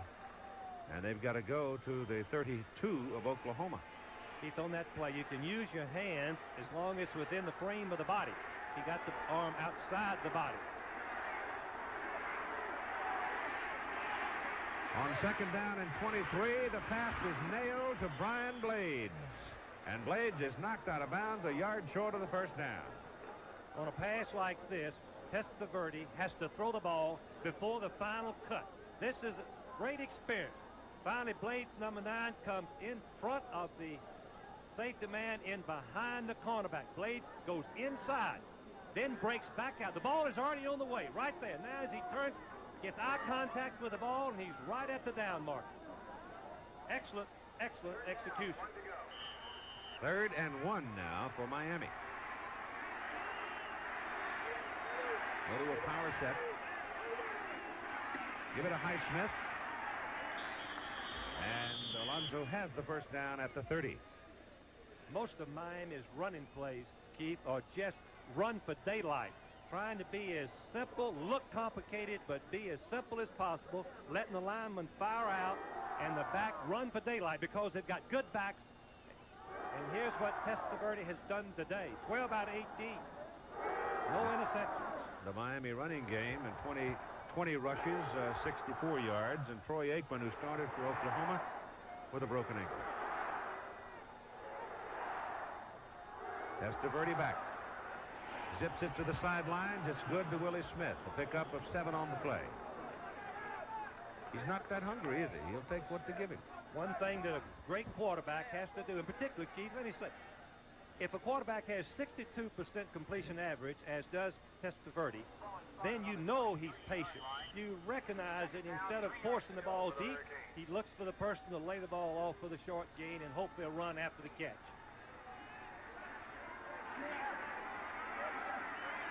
Second down, 3.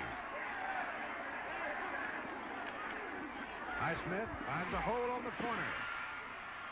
And finally loses his balance and hits the out of bounds at the 5-yard line. It'll be 1st and goal to go, Miami. Miami jumping out to a 7-0 lead on a 56-yard pass play. Oklahoma drove back 80 yards to tie it. Miami came back to lead 14-7 at halftime. Oklahoma's first possession of the second half. They were thwarted on a pass interception, and now Miami is trying to respond and drive it down. And if they do, they will overcome 2 holding penalties. Ball is handed off to Highsmith, and he gets down inside the 3 before Ricky Dixon leads the surge that pushes him back. It'll be second down and goal. 14-7, Miami leading. Keith, I think we should point out again that Oklahoma is the number one defense in the country against the run, against the total defense, and Miami mixing it up, keeping these great Oklahoma defenders off balance. It's hard to get set against a team like Miami that is talented both running and passing. They're the Sooner numbers on defense. Testaverde flips the ball out. Highsmith drops it. He was trying to get him out there on a screenplay action. He had two blockers in front of him, and an Oklahoma man sort of got between him and the quarterback, and he probably lost partial vision there, but he dropped the ball. Testaverde throws the ball off balance, but the Reed number 40 is right there. Right there. Forced the bad throw. Now, Miami's in either a fool and play or a passing situation. Well, they were down here on 4th down for their go-ahead touchdown. Testaverde bootlegged it. This time he'll just drop and zip one, and it's incomplete. Oh, Keith, he missed. Highsmith was wide open. Irvin was the man that he chose to throw to, but Highsmith was wide open. All out in the flat. Irvin goes inside, and there's nobody to cover Highsmith in the flat. But the timing was a little quick drop, and the ball is a little bit low. But I guess Irvin was open. He had thrown an accurate pass, but he could have just floated it out with tissue paper to Highsmith for the touchdown. Didn't see it. So they will settle for 3 if they can get it from 20 yards out of Greg Cox. Cox kicked from 40 earlier. It was wide left. Just like an extra point, Keith. Kintai fumbled the snap, but he still knocks it through, and there's a flag. I think somebody came in and whacked the kicker. They did, Keith. It's a 15-yard penalty. Half the distance to the goal. A personal penalty may give Miami a first down on the 1.5-yard line. And so Jimmy Johnson has got to decide whether he wants to take the 3 points. It may be an automatic first down. Most personal fouls are automatic first down. Rayburn was the man that committed the foul. John McClintock explaining it now. Miami's going to have a tough decision. I think. They declined it. They're not going to take the points off the board. Good rule. They will take the 3 points and make it a 17-7. Here's another look at the play. 35. Ball's fumbled, and here comes Rayburn. Rayburn comes in, and then he charges into the kicker with his headgear, hits him right in the face. 15 yards. 17-7 with 8:49 to go, third quarter. And a first down? Well, it would have been a first 17-7. We're still discussing the decision by Jimmy Johnson to leave the 3 points on the board. And there is an old rule of thumb. It's sort of like playing the stock market. You take 10% profit and get out, right? And some coaches just won't take points off the scoreboard. Well, Jimmy Johnson knows how effective the Oklahoma defense is on the goal line. He coached against them, watched them stop Nebraska and other teams from the 1-yard line. Maybe it's a good call. The penalty is assessed, however, in this instance, 15 yards, and on the kickoff. And so Oklahoma starts at the 20, and Various Switcher's a man who loves to run the ball. I've always had that philosophy that the winning, there's a great correlation between winning and rushing the football. And all the top rushers in college football for the last couple of decades, the Alabamas, the Michigans, Ohio States, the Oklahomas, Nebraskas, they're great rushing football teams, and they have great winning percentages. And he will not go away from it, even though his team is down by 10 points with 8:49 to go in the third quarter. Keith, on that last possession, Holloway came out through 3 passes and looked good.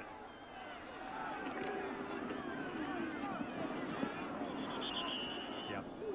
21-yard line on that carry, and we've now clarified the call from it was a personal foul because he simply hit the kicker, and it would not have been a first down. The ruling on that McClintock made, the play was over, so it was a personal foul, dead ball foul, meaning that the play is over and it was dead ball foul. They didn't have an option. Yes. Lydell Carr isn't going anywhere. In fact, he's going to lose a yard on that carry in the arms of Derwin Jones. So this Miami defensive front has been asserting itself all day. The games we'll have for you next Saturday: Penn State and West Virginia at State College. And I hope the weather holds. Nebraska and Colorado at Lincoln. Colorado was winning big today as they rolled over Iowa State. They're leading in the fourth quarter. The game is still alive. And the Penn State-West Virginia game will be seen in the eastern part of the country, east of the Mississippi, and the rest of the country west of the Mississippi sees Nebraska-Colorado. Mel Holloway fought behind the line of scrimmage. He's still fighting, but he's going to lose a chunk. Well, he's had it drummed into him, you know, don't throw the thing up for grabs and let somebody pick it off, so he kept it. He kept looking for somebody to help him out and kept giving up real estate.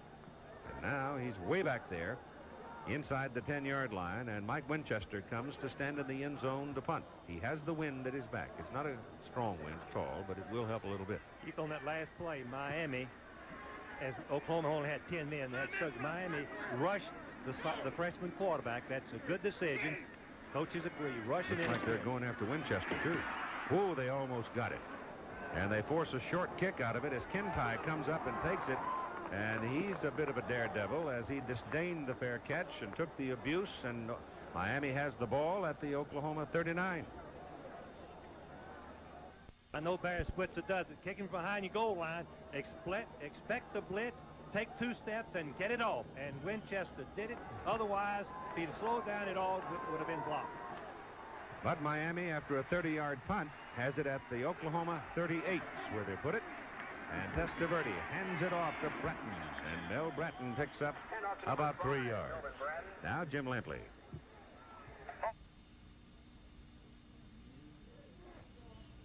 All right, Keith, here's the latest from Iowa City, where Iowa got a Houghton field goal from 27 yards on the last play of the first half and trails Michigan 7-6.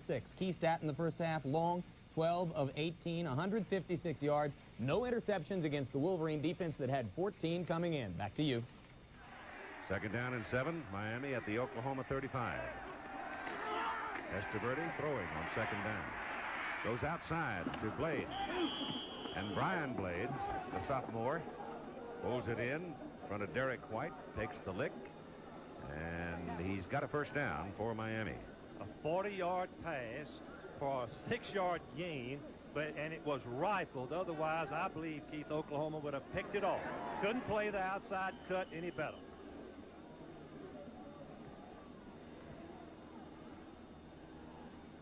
Ball is just short of the 26.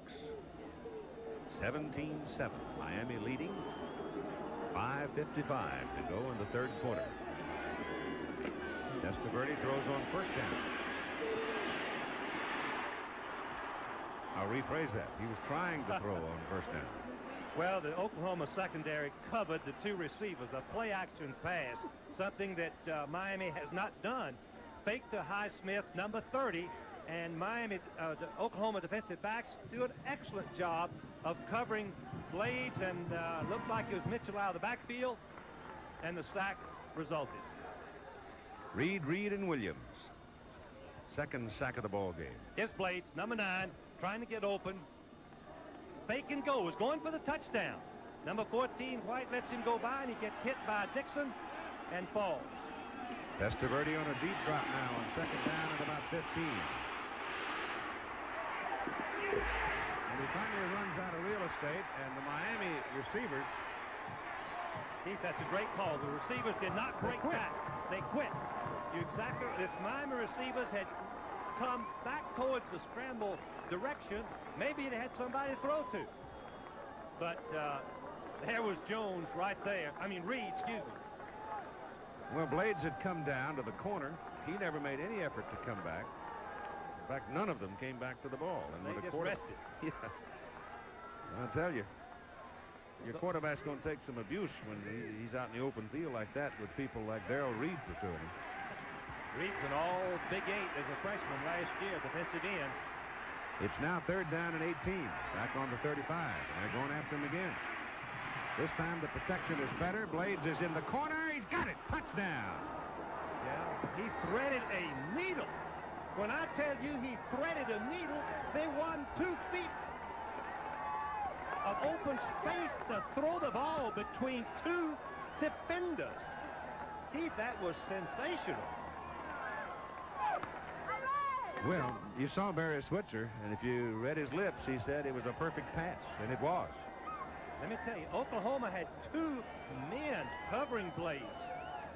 Why they didn't go for the ball, I don't know, except the ball was rifled in there. Cox for the extra point. He's never missed.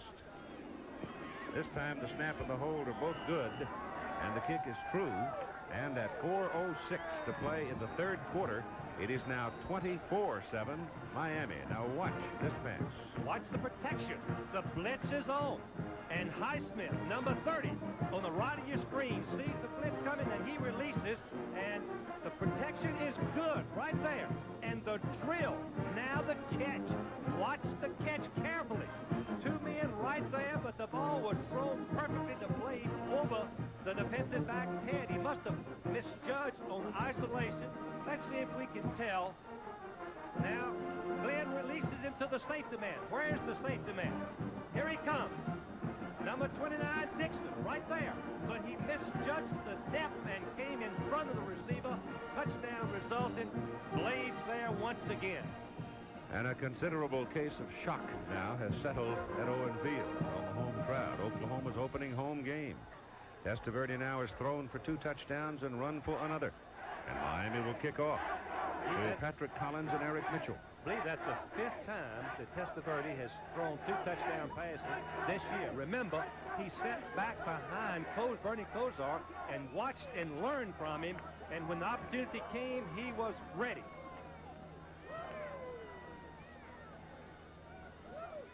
There's the scoring drive. And Oklahoma has lost its passing quarterback Troy Aikman to a broken ankle. And the kickoff into the end zone. It will be returned from the goal line by Patrick Collins. Collins stops, now tries to go around. He's got the speed and he gets around the first man, but the second man nails him up on the 22, Randy Shannon. So Oklahoma will start first down at the 22. There's a score we've given you a few times. That's one of the games we'll be seeing next week, Penn State, West Virginia. 3:56 to go in the third quarter. Ohio State, and now Texas on the third field goal is going ahead of Arkansas 9-7 in the third quarter, and Georgia Tech is leading Auburn in the third quarter. Georgia was tied today by Vanderbilt 13-13. Here comes Holloway. Jamil Holloway, the freshman quarterback, 2 yards as he decided to keep it. Miami had drifted a man defensively in between him and his pitch man. And Jerome Brown and Bruce Fleming combined for the play. The Colorado is another team running the wishbone this year and doing very well with it. And Oregon State leading Washington at halftime. If that were to hold that way, that'd be the biggest upset in years. USC over Stanford.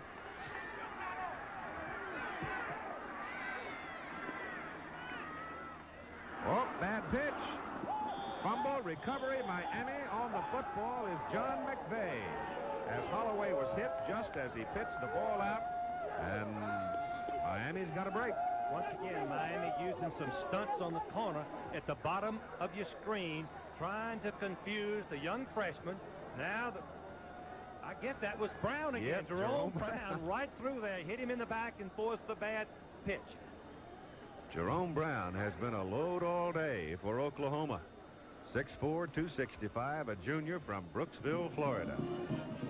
Oklahoma's defense has been sensational against the run. Have not faced a team, Keith, as we said earlier, that can run and throw like Miami. Bratton from the 22 to the 19. And even though Miami has not made a lot of yards, Keith, rushing the football, they have forced Oklahoma to stay honest, to stay up there to stop the run, and that's what's letting the passing continue to be successful.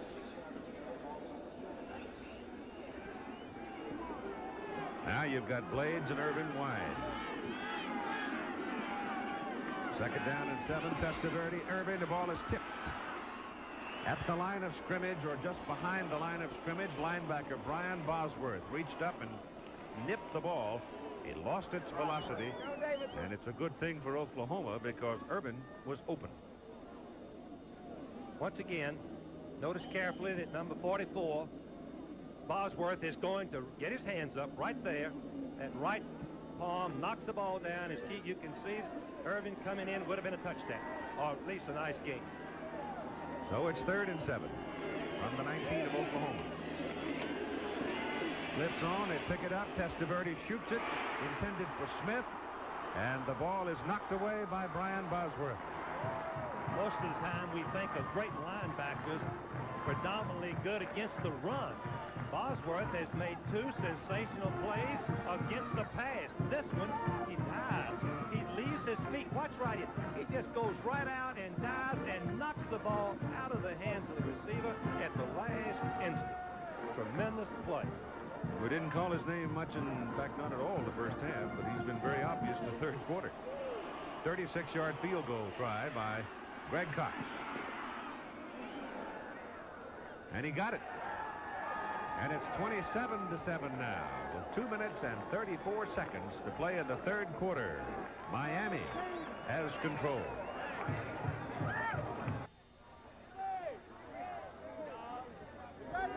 Well, if you've just joined us, I'm sure you're a little shocked to see that. A 20-point lead for the Miami Hurricanes with 2:34 to go in the 3rd quarter. The Oklahoma Sooners have not been able to do much in the 2nd half. They haven't done all that much in the whole ball game insofar as mounting in a kind of consistency in the offensive attack. Miami defense has just seemed to be getting better and better against the wishbone, in particular giving the young freshman quarterback playing for the injured Aikman some real problems. That's Collins drifting under it, a yard deep in the end zone. Patrick looking for a crack, and he almost found one. He got himself out across the 25 to the 26 with 2:29 to go in the 3rd quarter. And tonight, that's what we have for you. The World Series, Game 1.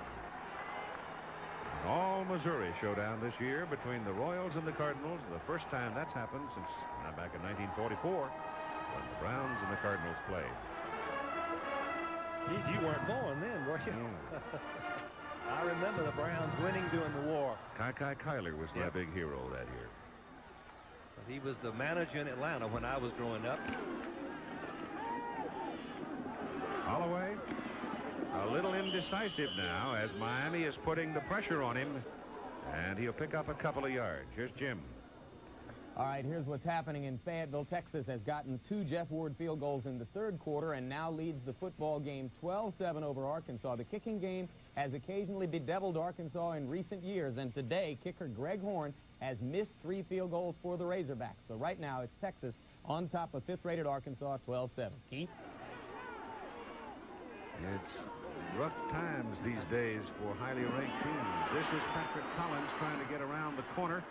And number 32, Selwyn Brown, was almost taken out of the play, but retained enough of his position to get a piece of him and kept him from really making the turn upfield. He did get to the 35, which leaves him a yard short of the first down.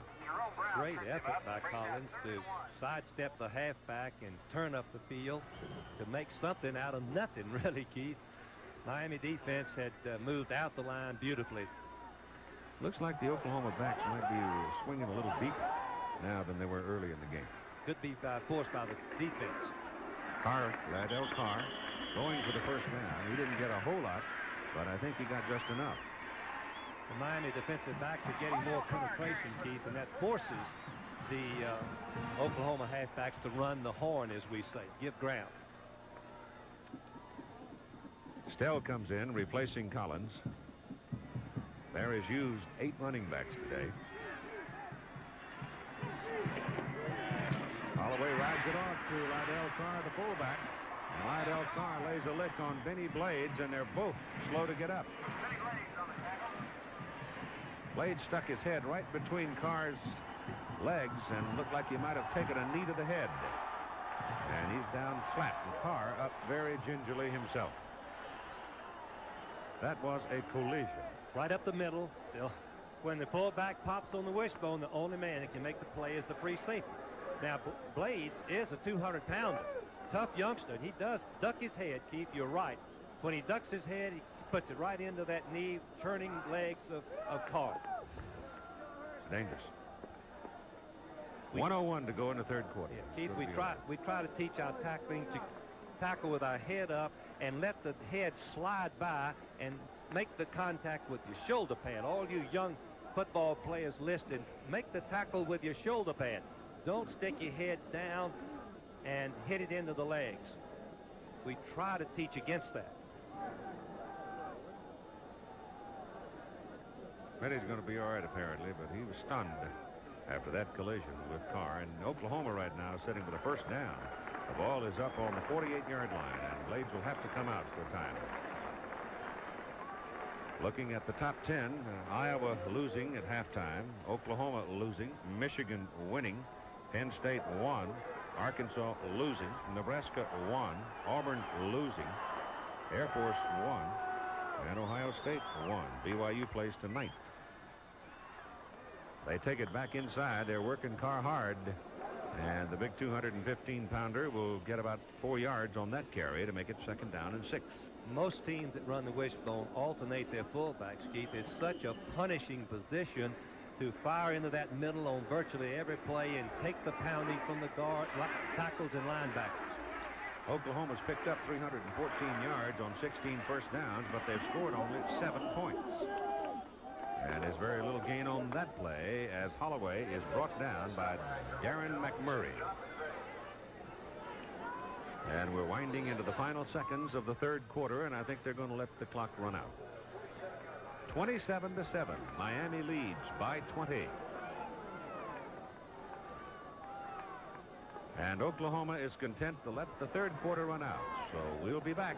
Quarter of play, just 15 minutes remaining. Oklahoma trailing by 20, 27-20. Miami taking control of the ball game. It is 3rd down and 5 for the Sooners. At the Miami 47-yard line, Jamil Holloway keeping the ball and gets the first down at the 36 of Miami.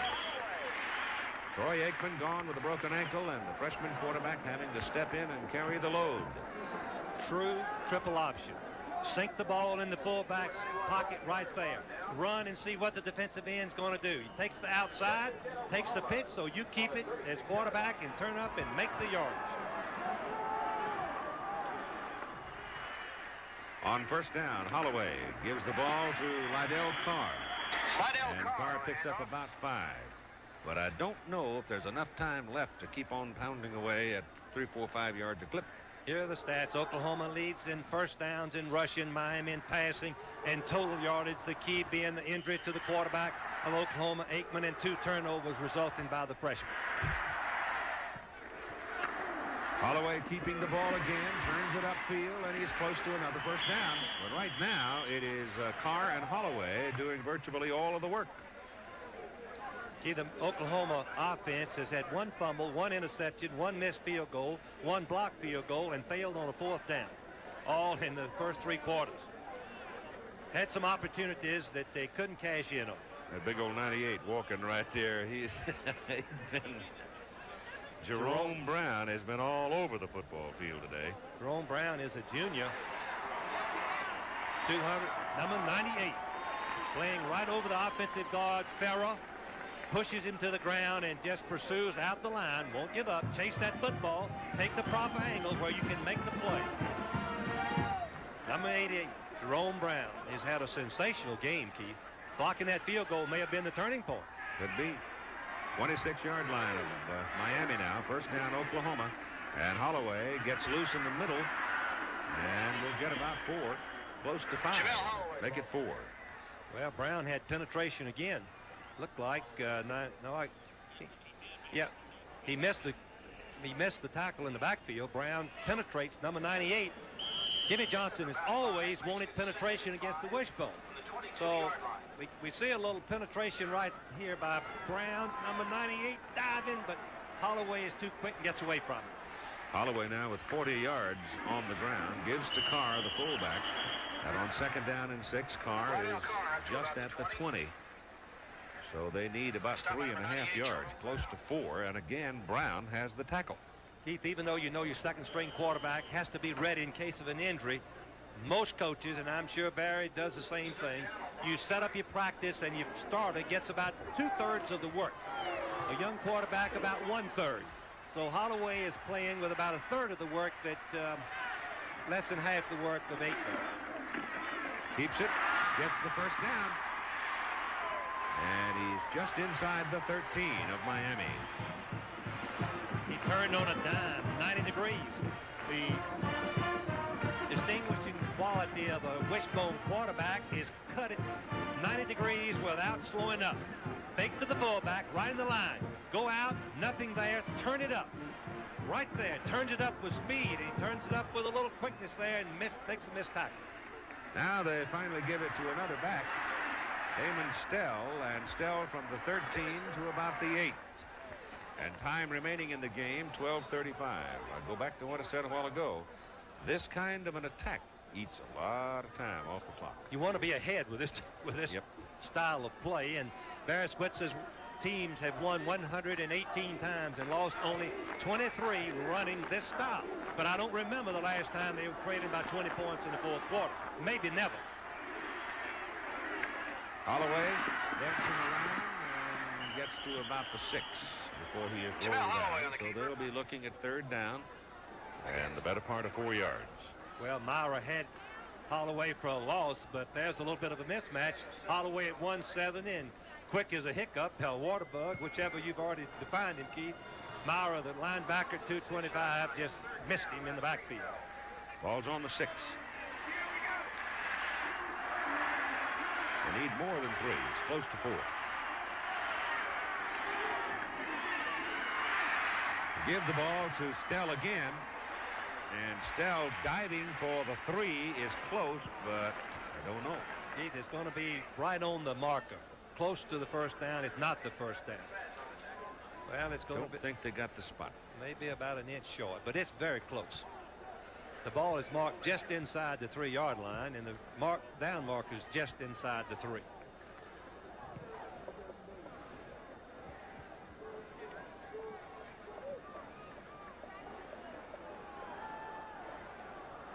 You're wrong. It's 4 inches. You were right. It was short. The spot, the advance forward progress was very close there. 9 different runners have total 204 yards for Oklahoma. They're looking now at 4th and about 4 inches. The ball is just short of the Miami 3-yard line with 11 and a half minutes to play in the ball game, and Miami leading 27-7.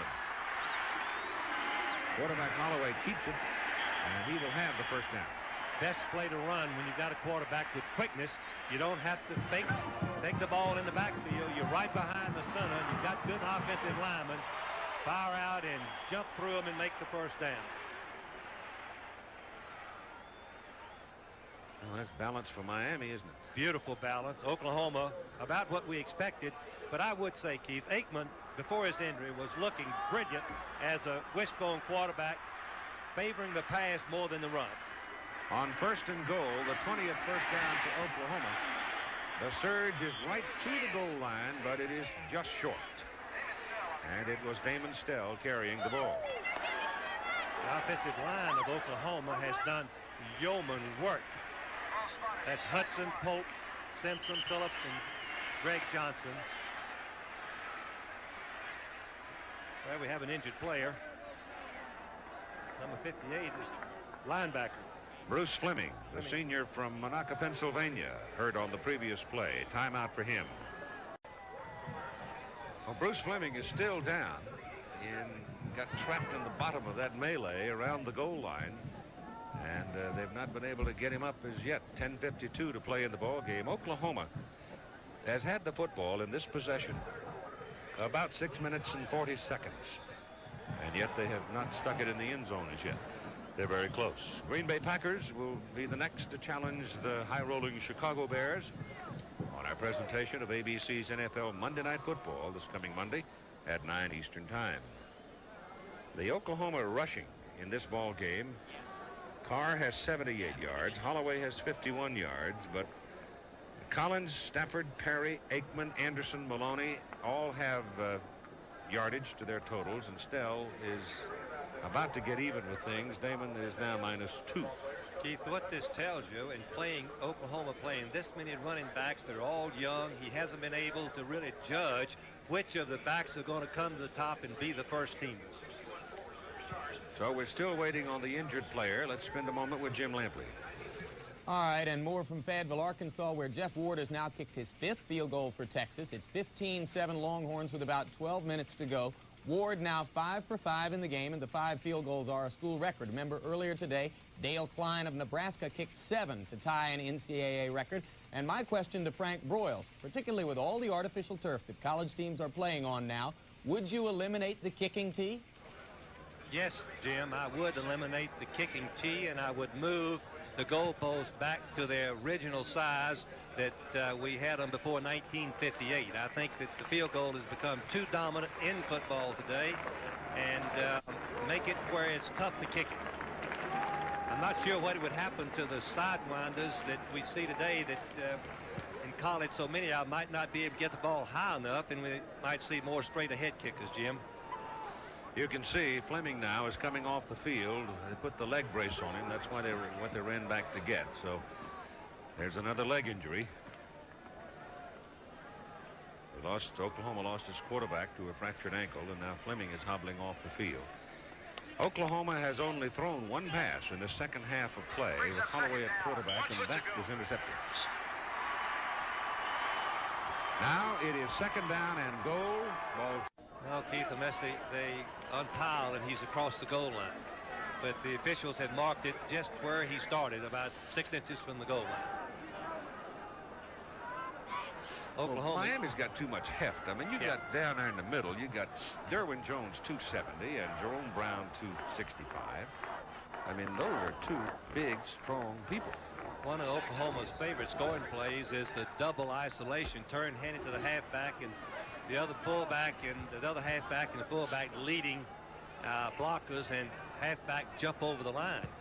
That's what Tillman used to do. Of course, at the same time, when you consider that Oklahoma's offensive front runs from tackle to tackle 280, 265, 265, 275, and 305, you say, well, shoot, they ought to walk through a wall. Well, the defense get lower than the offense, and they build another line of scrimmage about a yard in the backfield, and the defense lining up in the creases, in the gaps, have that advantage on the goal line. They can get some penetration in the gaps, regardless of how big the offensive line might be. We've got a little trouble now, apparently, with the clock showing 10:73. That's a new one. So, while we try to straighten that out, let's check on more scores with Jim. Grant Field Lightning by Bo Jackson. He has just gone 76 yards for the Auburn touchdown that has finally given them the lead against Georgia Tech, 17-14. Bo now over 200 yards in the game. So, in the Heisman Trophy race at this moment, you have Chuck Long in a struggle against Michigan, but playing well in Iowa City. Bo Jackson coming through with the big play in Atlanta. Back to you, Keith. And we're still trying to fix the clock. Speaking of Bo Jackson, Keith, I don't think we've seen in our time a runner with as much ability, both power and speed. He weighs about 225, and he runs like a 160-pounder. And he can run over you or outrun you, just according to whatever the situation dictates. Colorado winning big today, the best start they've had in a long time. Iowa State helped them some with 7 turnovers. I'm going to ask you a question now, and you've known Barry Switzer almost all of his life.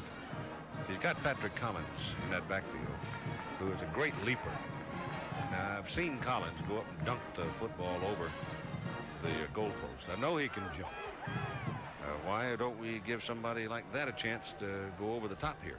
Keith, I think they will. The wishbone is a little bit handicapped more than the I formation. You can go over the top easily with an I tailback 7 yards. The wishbone tailbacks don't really have that opportunity unless they go across the backfield. And that's normally what Oklahoma runs. They do leap and go over, as you mentioned, but they cross the line of scrimmage from the right to the left to accomplish that. And they're having to roll the clock down, I guess, to reset it. I don't know exactly what they're doing with it because they're still fiddling around with it. The Ivy League scores there. This was the 64th consecutive sellout at Memorial Stadium for the University of Oklahoma. They didn't open their season until the 28th of September, and they were the preseason pick for #1 by a lot of people. And Their offense was just not totally, it just wasn't effective against Minnesota. They won by 6 points. They won by 7 points against Texas. And now here they are. They're getting whacked around pretty good by Miami. Keith, all the backs, names that you have called are sophomores or less.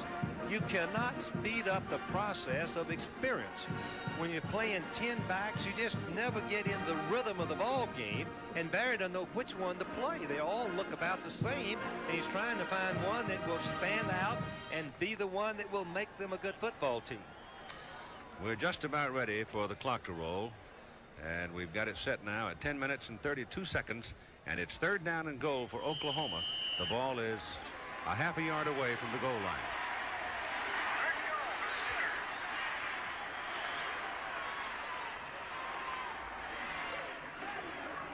He gives the ball to Lydell Carr, and Carr, touchdown.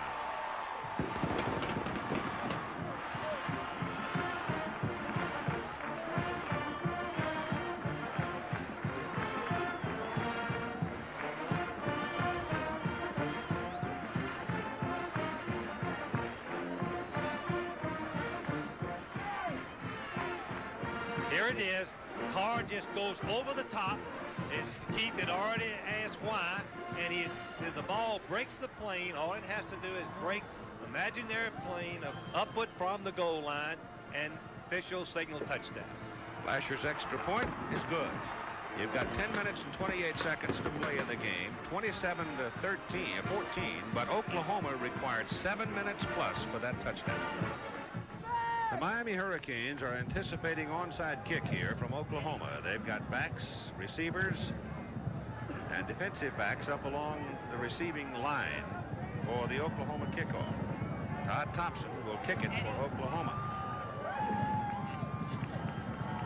Harriman and Kintai are deep for Miami, and Thompson kicks it away. Well, that'll probably hinder somewhat. He just let that thing die down in the end zone. Because when you got all those backs and receivers and everybody like that up there, you can't expect a whole lot of blocking to get you back upfield. All right, Tim Brand.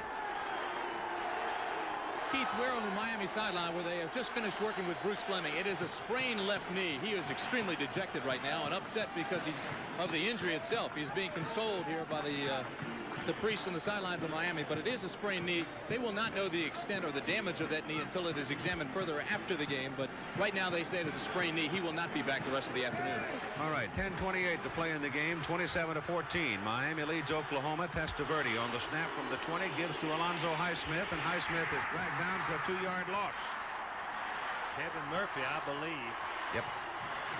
Goodness, Keith, what a play. He took on the blocker, and just the block didn't phase him. He goes right out and makes the play for a loss, something that Oklahoma needed right now.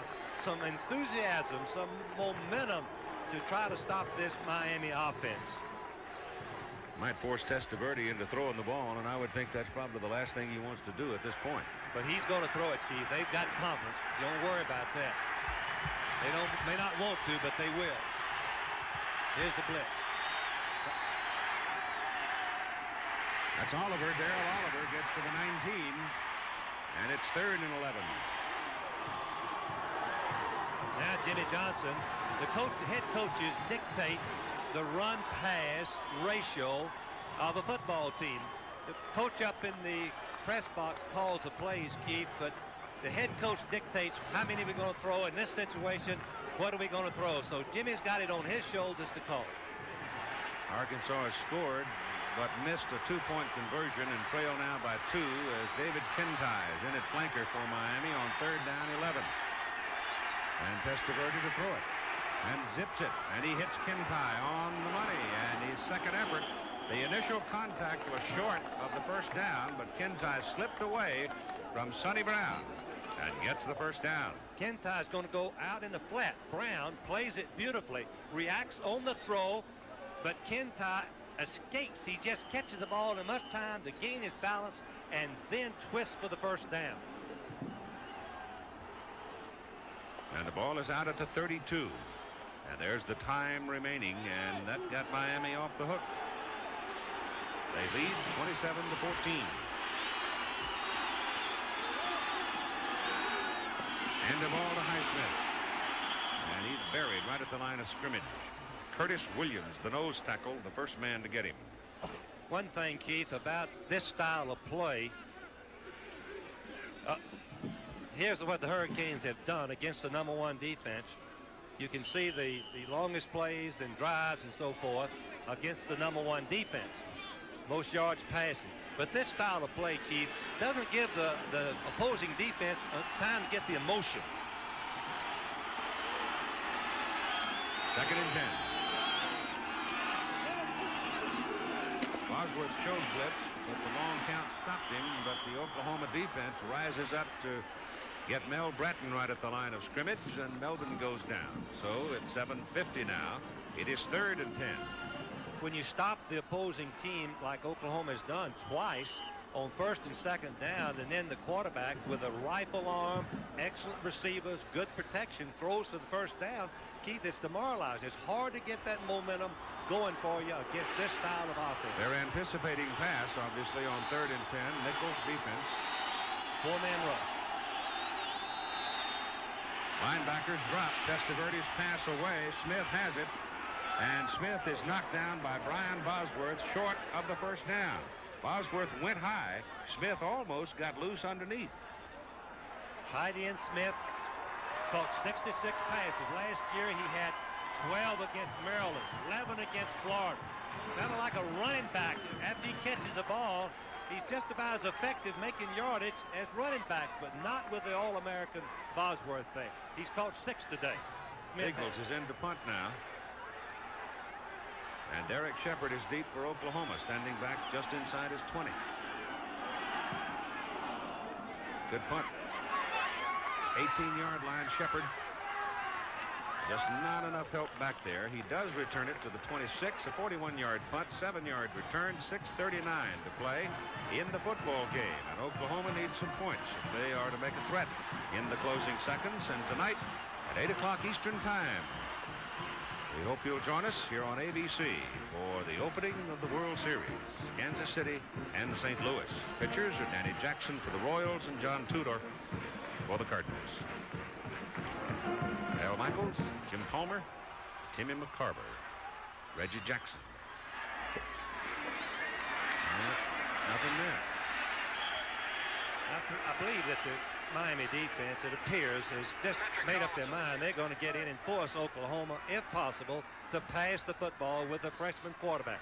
As we look at Barry, what a tremendous career he has had in Oklahoma. 20 years he's been here as assistant coach and head coach. This is his 13th year as the head coach. 2nd down and 8. Reverse. This is Patrick Collins. And Collins finally runs out of room up around the 31-yard line. Miami staying at home a little bit better on the reverse plays, Keith. They were burned earlier, but were lucky enough to have the play called back because of a penalty. Keith Jackson, the tight end, has been quiet. When Aiken was a quarterback, Keith Jackson was having a tremendous game. It caught 6 passes. Caught 3 passes. 3 passes. 81 3 yards. passes for 81. 3rd down and 6. Here's Holloway, a little deeper drop this time. Gets it off to Shepard and throws it too high. He had to drop it in between 2 defenders, and he just couldn't do it. Good call, Keith. The strong safety had dropped back. A one-man pattern, either open or not open.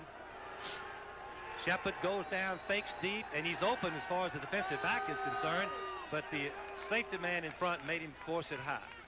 Forced the ball high. And it brings on 4th down and Winchester, the punter. And it looks like another undefeated team is going to fall. 6 teams in the top 20 were beaten last weekend. There's about the same number having trouble this week. Kintai calls fair catch and then lets the ball roll, and it takes an Oklahoma bounce, and it's going to roll for a while. It wasn't a very good punt by Winchester, but it had the kind of action on it where it took the roll toward the Miami goal, and it stopped down about the 10, 60 yards. The Miami Hurricanes have respotted the ball at the 12, and Miami will have it now and will try to eat up the clock. Oklahoma needs some luck. Testaverde keeps it on a bootleg. and sits down at 21. And he didn't go out of bounds, Keith. Nope. He slid into the boundary, but stopped so that the clock would continue to roll. 9 yards. Oklahoma defense is so eager. That's when you're vulnerable to the bootleg. Everybody going with the fake of the backs. Testaverde, watch him slide. And not go out of bounds. Keep the clock going. 2nd and 1.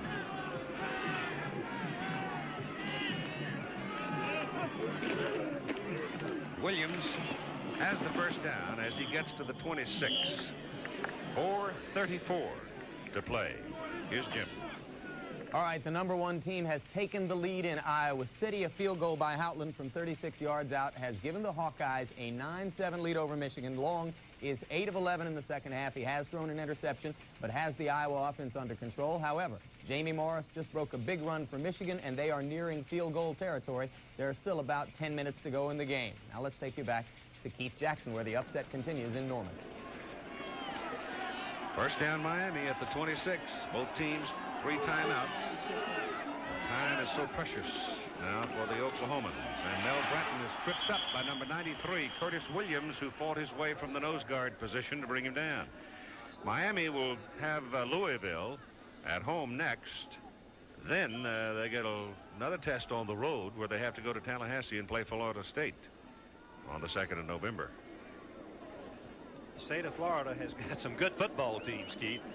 Florida State, outstanding team so far. Lost 1 game, I guess, and Miami lost 1, and Florida none with a tie. Oklahoma has Iowa State next in conference play. Of course, they very much, even if they lose today, remain a part of the Big 8 chase. And the pass is dumped by Testaverde. He sort of threw a knuckleball out there. He didn't, I don't think, have control of the ball, so he tried to push it out to Melvin Bratton, and it didn't work. Keith, I think Testaverde was throwing the ball out of bounds where it could not be intercepted because Oklahoma had covered all 3 of the receivers on that side of the field. There's the score. The key to this game so far has been the fact that the 4-man rush Oklahoma was depending on has not pressured Testaverde enough. And plus the fact that Oklahoma quarterback, who was looking sensational, broke his ankle in the 2nd quarter. 3rd down, about 11 for Miami.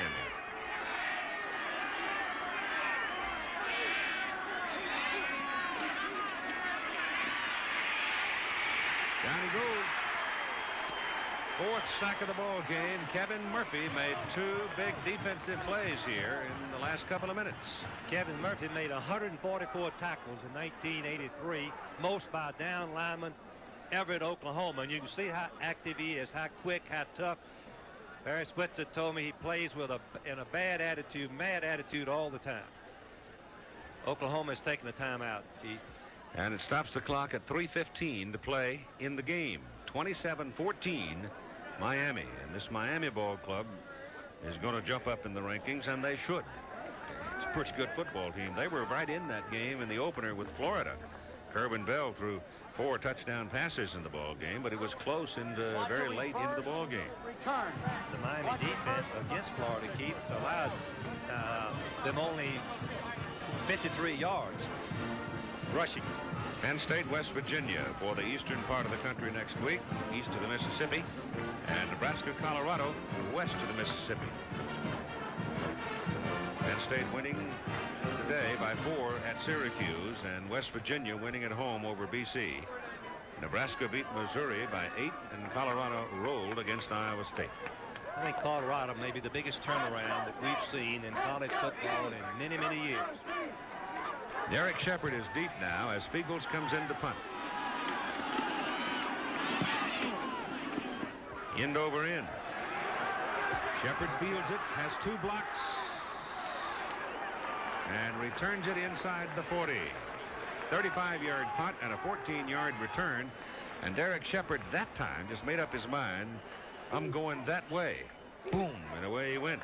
That's the way to return the punt, Keith, when you're in this late stage of the ball game. Turn it up, find your crack, and just hope you can split the defenders and make the long run. Man down for Miami. They've already lost Fleming to a twisted knee. And you've got 3:06 to play in the football game. It's first down Oklahoma at the Miami 38. Well, if they were to hit one quick here, they would still be in the hunt. Brian Smith was the injured Miami player, got up, trotted off the field. Seems all right. First down as Holloway drops straight back, as all day. Goes down the middle with it. The ball is bobbing around, and Jackson can't pull it in.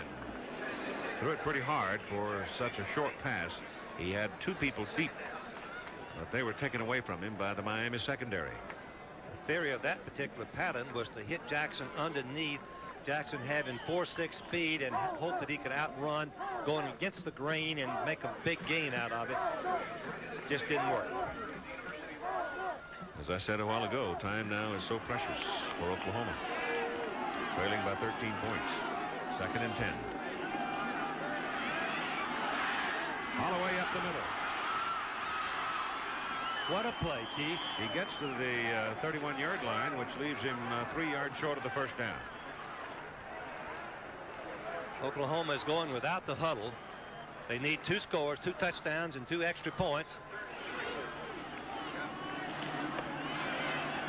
The pass is thrown and dropped by Damon Stell. The pass was thrown low and thrown again very hard by Holloway on a short pattern. It was enough yardage for the first down, but Stell couldn't pull it in. Now it's 4th down. 4th. Doesn't it sound funny, Keith, calling Keith Jackson? Mm-hmm. He's a great player. Just a sophomore. Just a sophomore. Highly recruited by everybody. Yeah, but he had good sense. He stayed in the general area, stayed in the home area to play his football. I thought the right decision for him. Holloway drops the football. Tried to pick it up, and an Oklahoma man fell on it.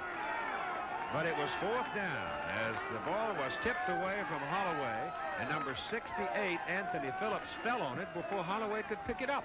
Holloway was going to try to break the rush between Brown and Jones, 98 and 66, and as he comes right up the middle, the ball is just stripped out of him. Just a little bit of inexperience there. The freshman quarterback's substituting for the starter, Troy Aikman. Fumble the ball. And with that play, that turnover, it may well have resulted in slamming the door on the Sooners' hopes. Miami comes out, first down at their own 34. They will run it now, Keith. Warren Williams picks up 3. Here's Tim. Handoff goes to number Dr. 24. David Fisher, Warren the Williams. orthopedic surgeon for Oklahoma. And the first question I have about Troy Aikman, the quarterback. You mentioned to me 6 weeks. If he does come back right around that Nebraska time, will it be too stiff to play, or will he be back at all this season? Well, it'll depend on how his rehabilitation goes and how his healing is, but I would imagine he'll be awfully stiff because he'll require a cast for at least 6 weeks. And the stiffness in the ankle, just how soon he will limber up, that's just a matter of how fast we can rehabilitate him and how his body responds to it. I was in there when you looked at the x-rays and you said 6 weeks is the average. Is this a bad break, though, or is it just a green crack? This is a horrible break for us, but as far as the fracture goes, it's a non-displaced fracture, and it should heal without problem. Okay, thank you very much. You bet. Keith? Thank you, Timmy. And it's 2nd down right now for Miami at about 7, as Oklahoma now must start spending its timeouts. They have 1 remaining. College Football Scoreboard, a rundown of today's action for you coming right after the telecast is done here in Norman, Oklahoma. And now this big crowd of more than the middle 70s is up and leading. The 64th consecutive sellout. Miami just trying to kill the clock now. Oklahoma makes contact. They're offside. Flags on the play. Trying to anticipate. Sometimes an offensive lineman will move under that kind of pressure, but that looked like an encroachment call against Oklahoma. Darrell Reed, number 40, got started a little too soon. Keith, the offensive man charged across also, so what they're discussing is, did the offensive man have an instant reaction against the defense, or did he just jump offside? Now, the defense can cross over and then get back. Called it against Oklahoma, like you said. The rule says the offensive man, if it's an instant reaction, instantaneous reaction, then it belongs the penalty to the defense.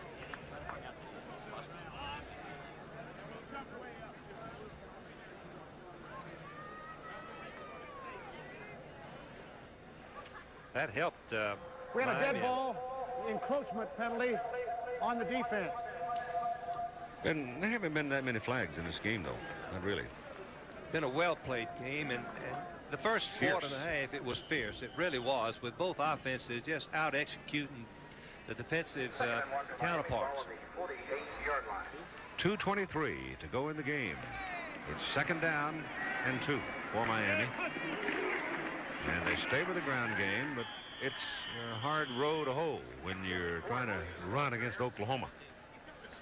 No gain at all right there on that carry by Warren Williams, who is a 6-footer, 205-pound sophomore out of Fort Myers. It's backfield for Miami. Testaverde's a junior, backed up by Jeff Toretta, a junior. Williams, a sophomore. Highsmith, a junior. Bratton, a sophomore. Penny, a sophomore. They're young. There's a graphic to give you an idea of how young these two football teams are. Keith, it's amazing that both teams, outstanding as they are, have so many sophomores and freshmen playing in the starting lineup. If they're on your schedule for the future, look out. This is Williams, and he'll have the first down, and that will probably do it. Keith, the Miami people were talking last night if they could win the day. There's so many similarities to the '83 national championship team, which lost the opener to Florida and then went on and beat Nebraska in the Orange Bowl. They've got a lot of things going for them, and a tremendous quarterback, good running game. Their defense doing quite well today, so there's a chance for it to work the same way. Well, their future schedule is Louisville, as we told you, then Florida State. They got Florida State and Maryland back-to-back, and both on the road. And then they finish with Colorado State, and the final game, November 30, is Notre Dame. They do not have an easy road, but with this quarterback, Testaverde, I think they're capable of beating anybody in America, particularly with the running attack that they have to at least make the defensive team opponents stay honest. 1:47 remaining now as a 5-yard penalty is marked off against Miami for motion.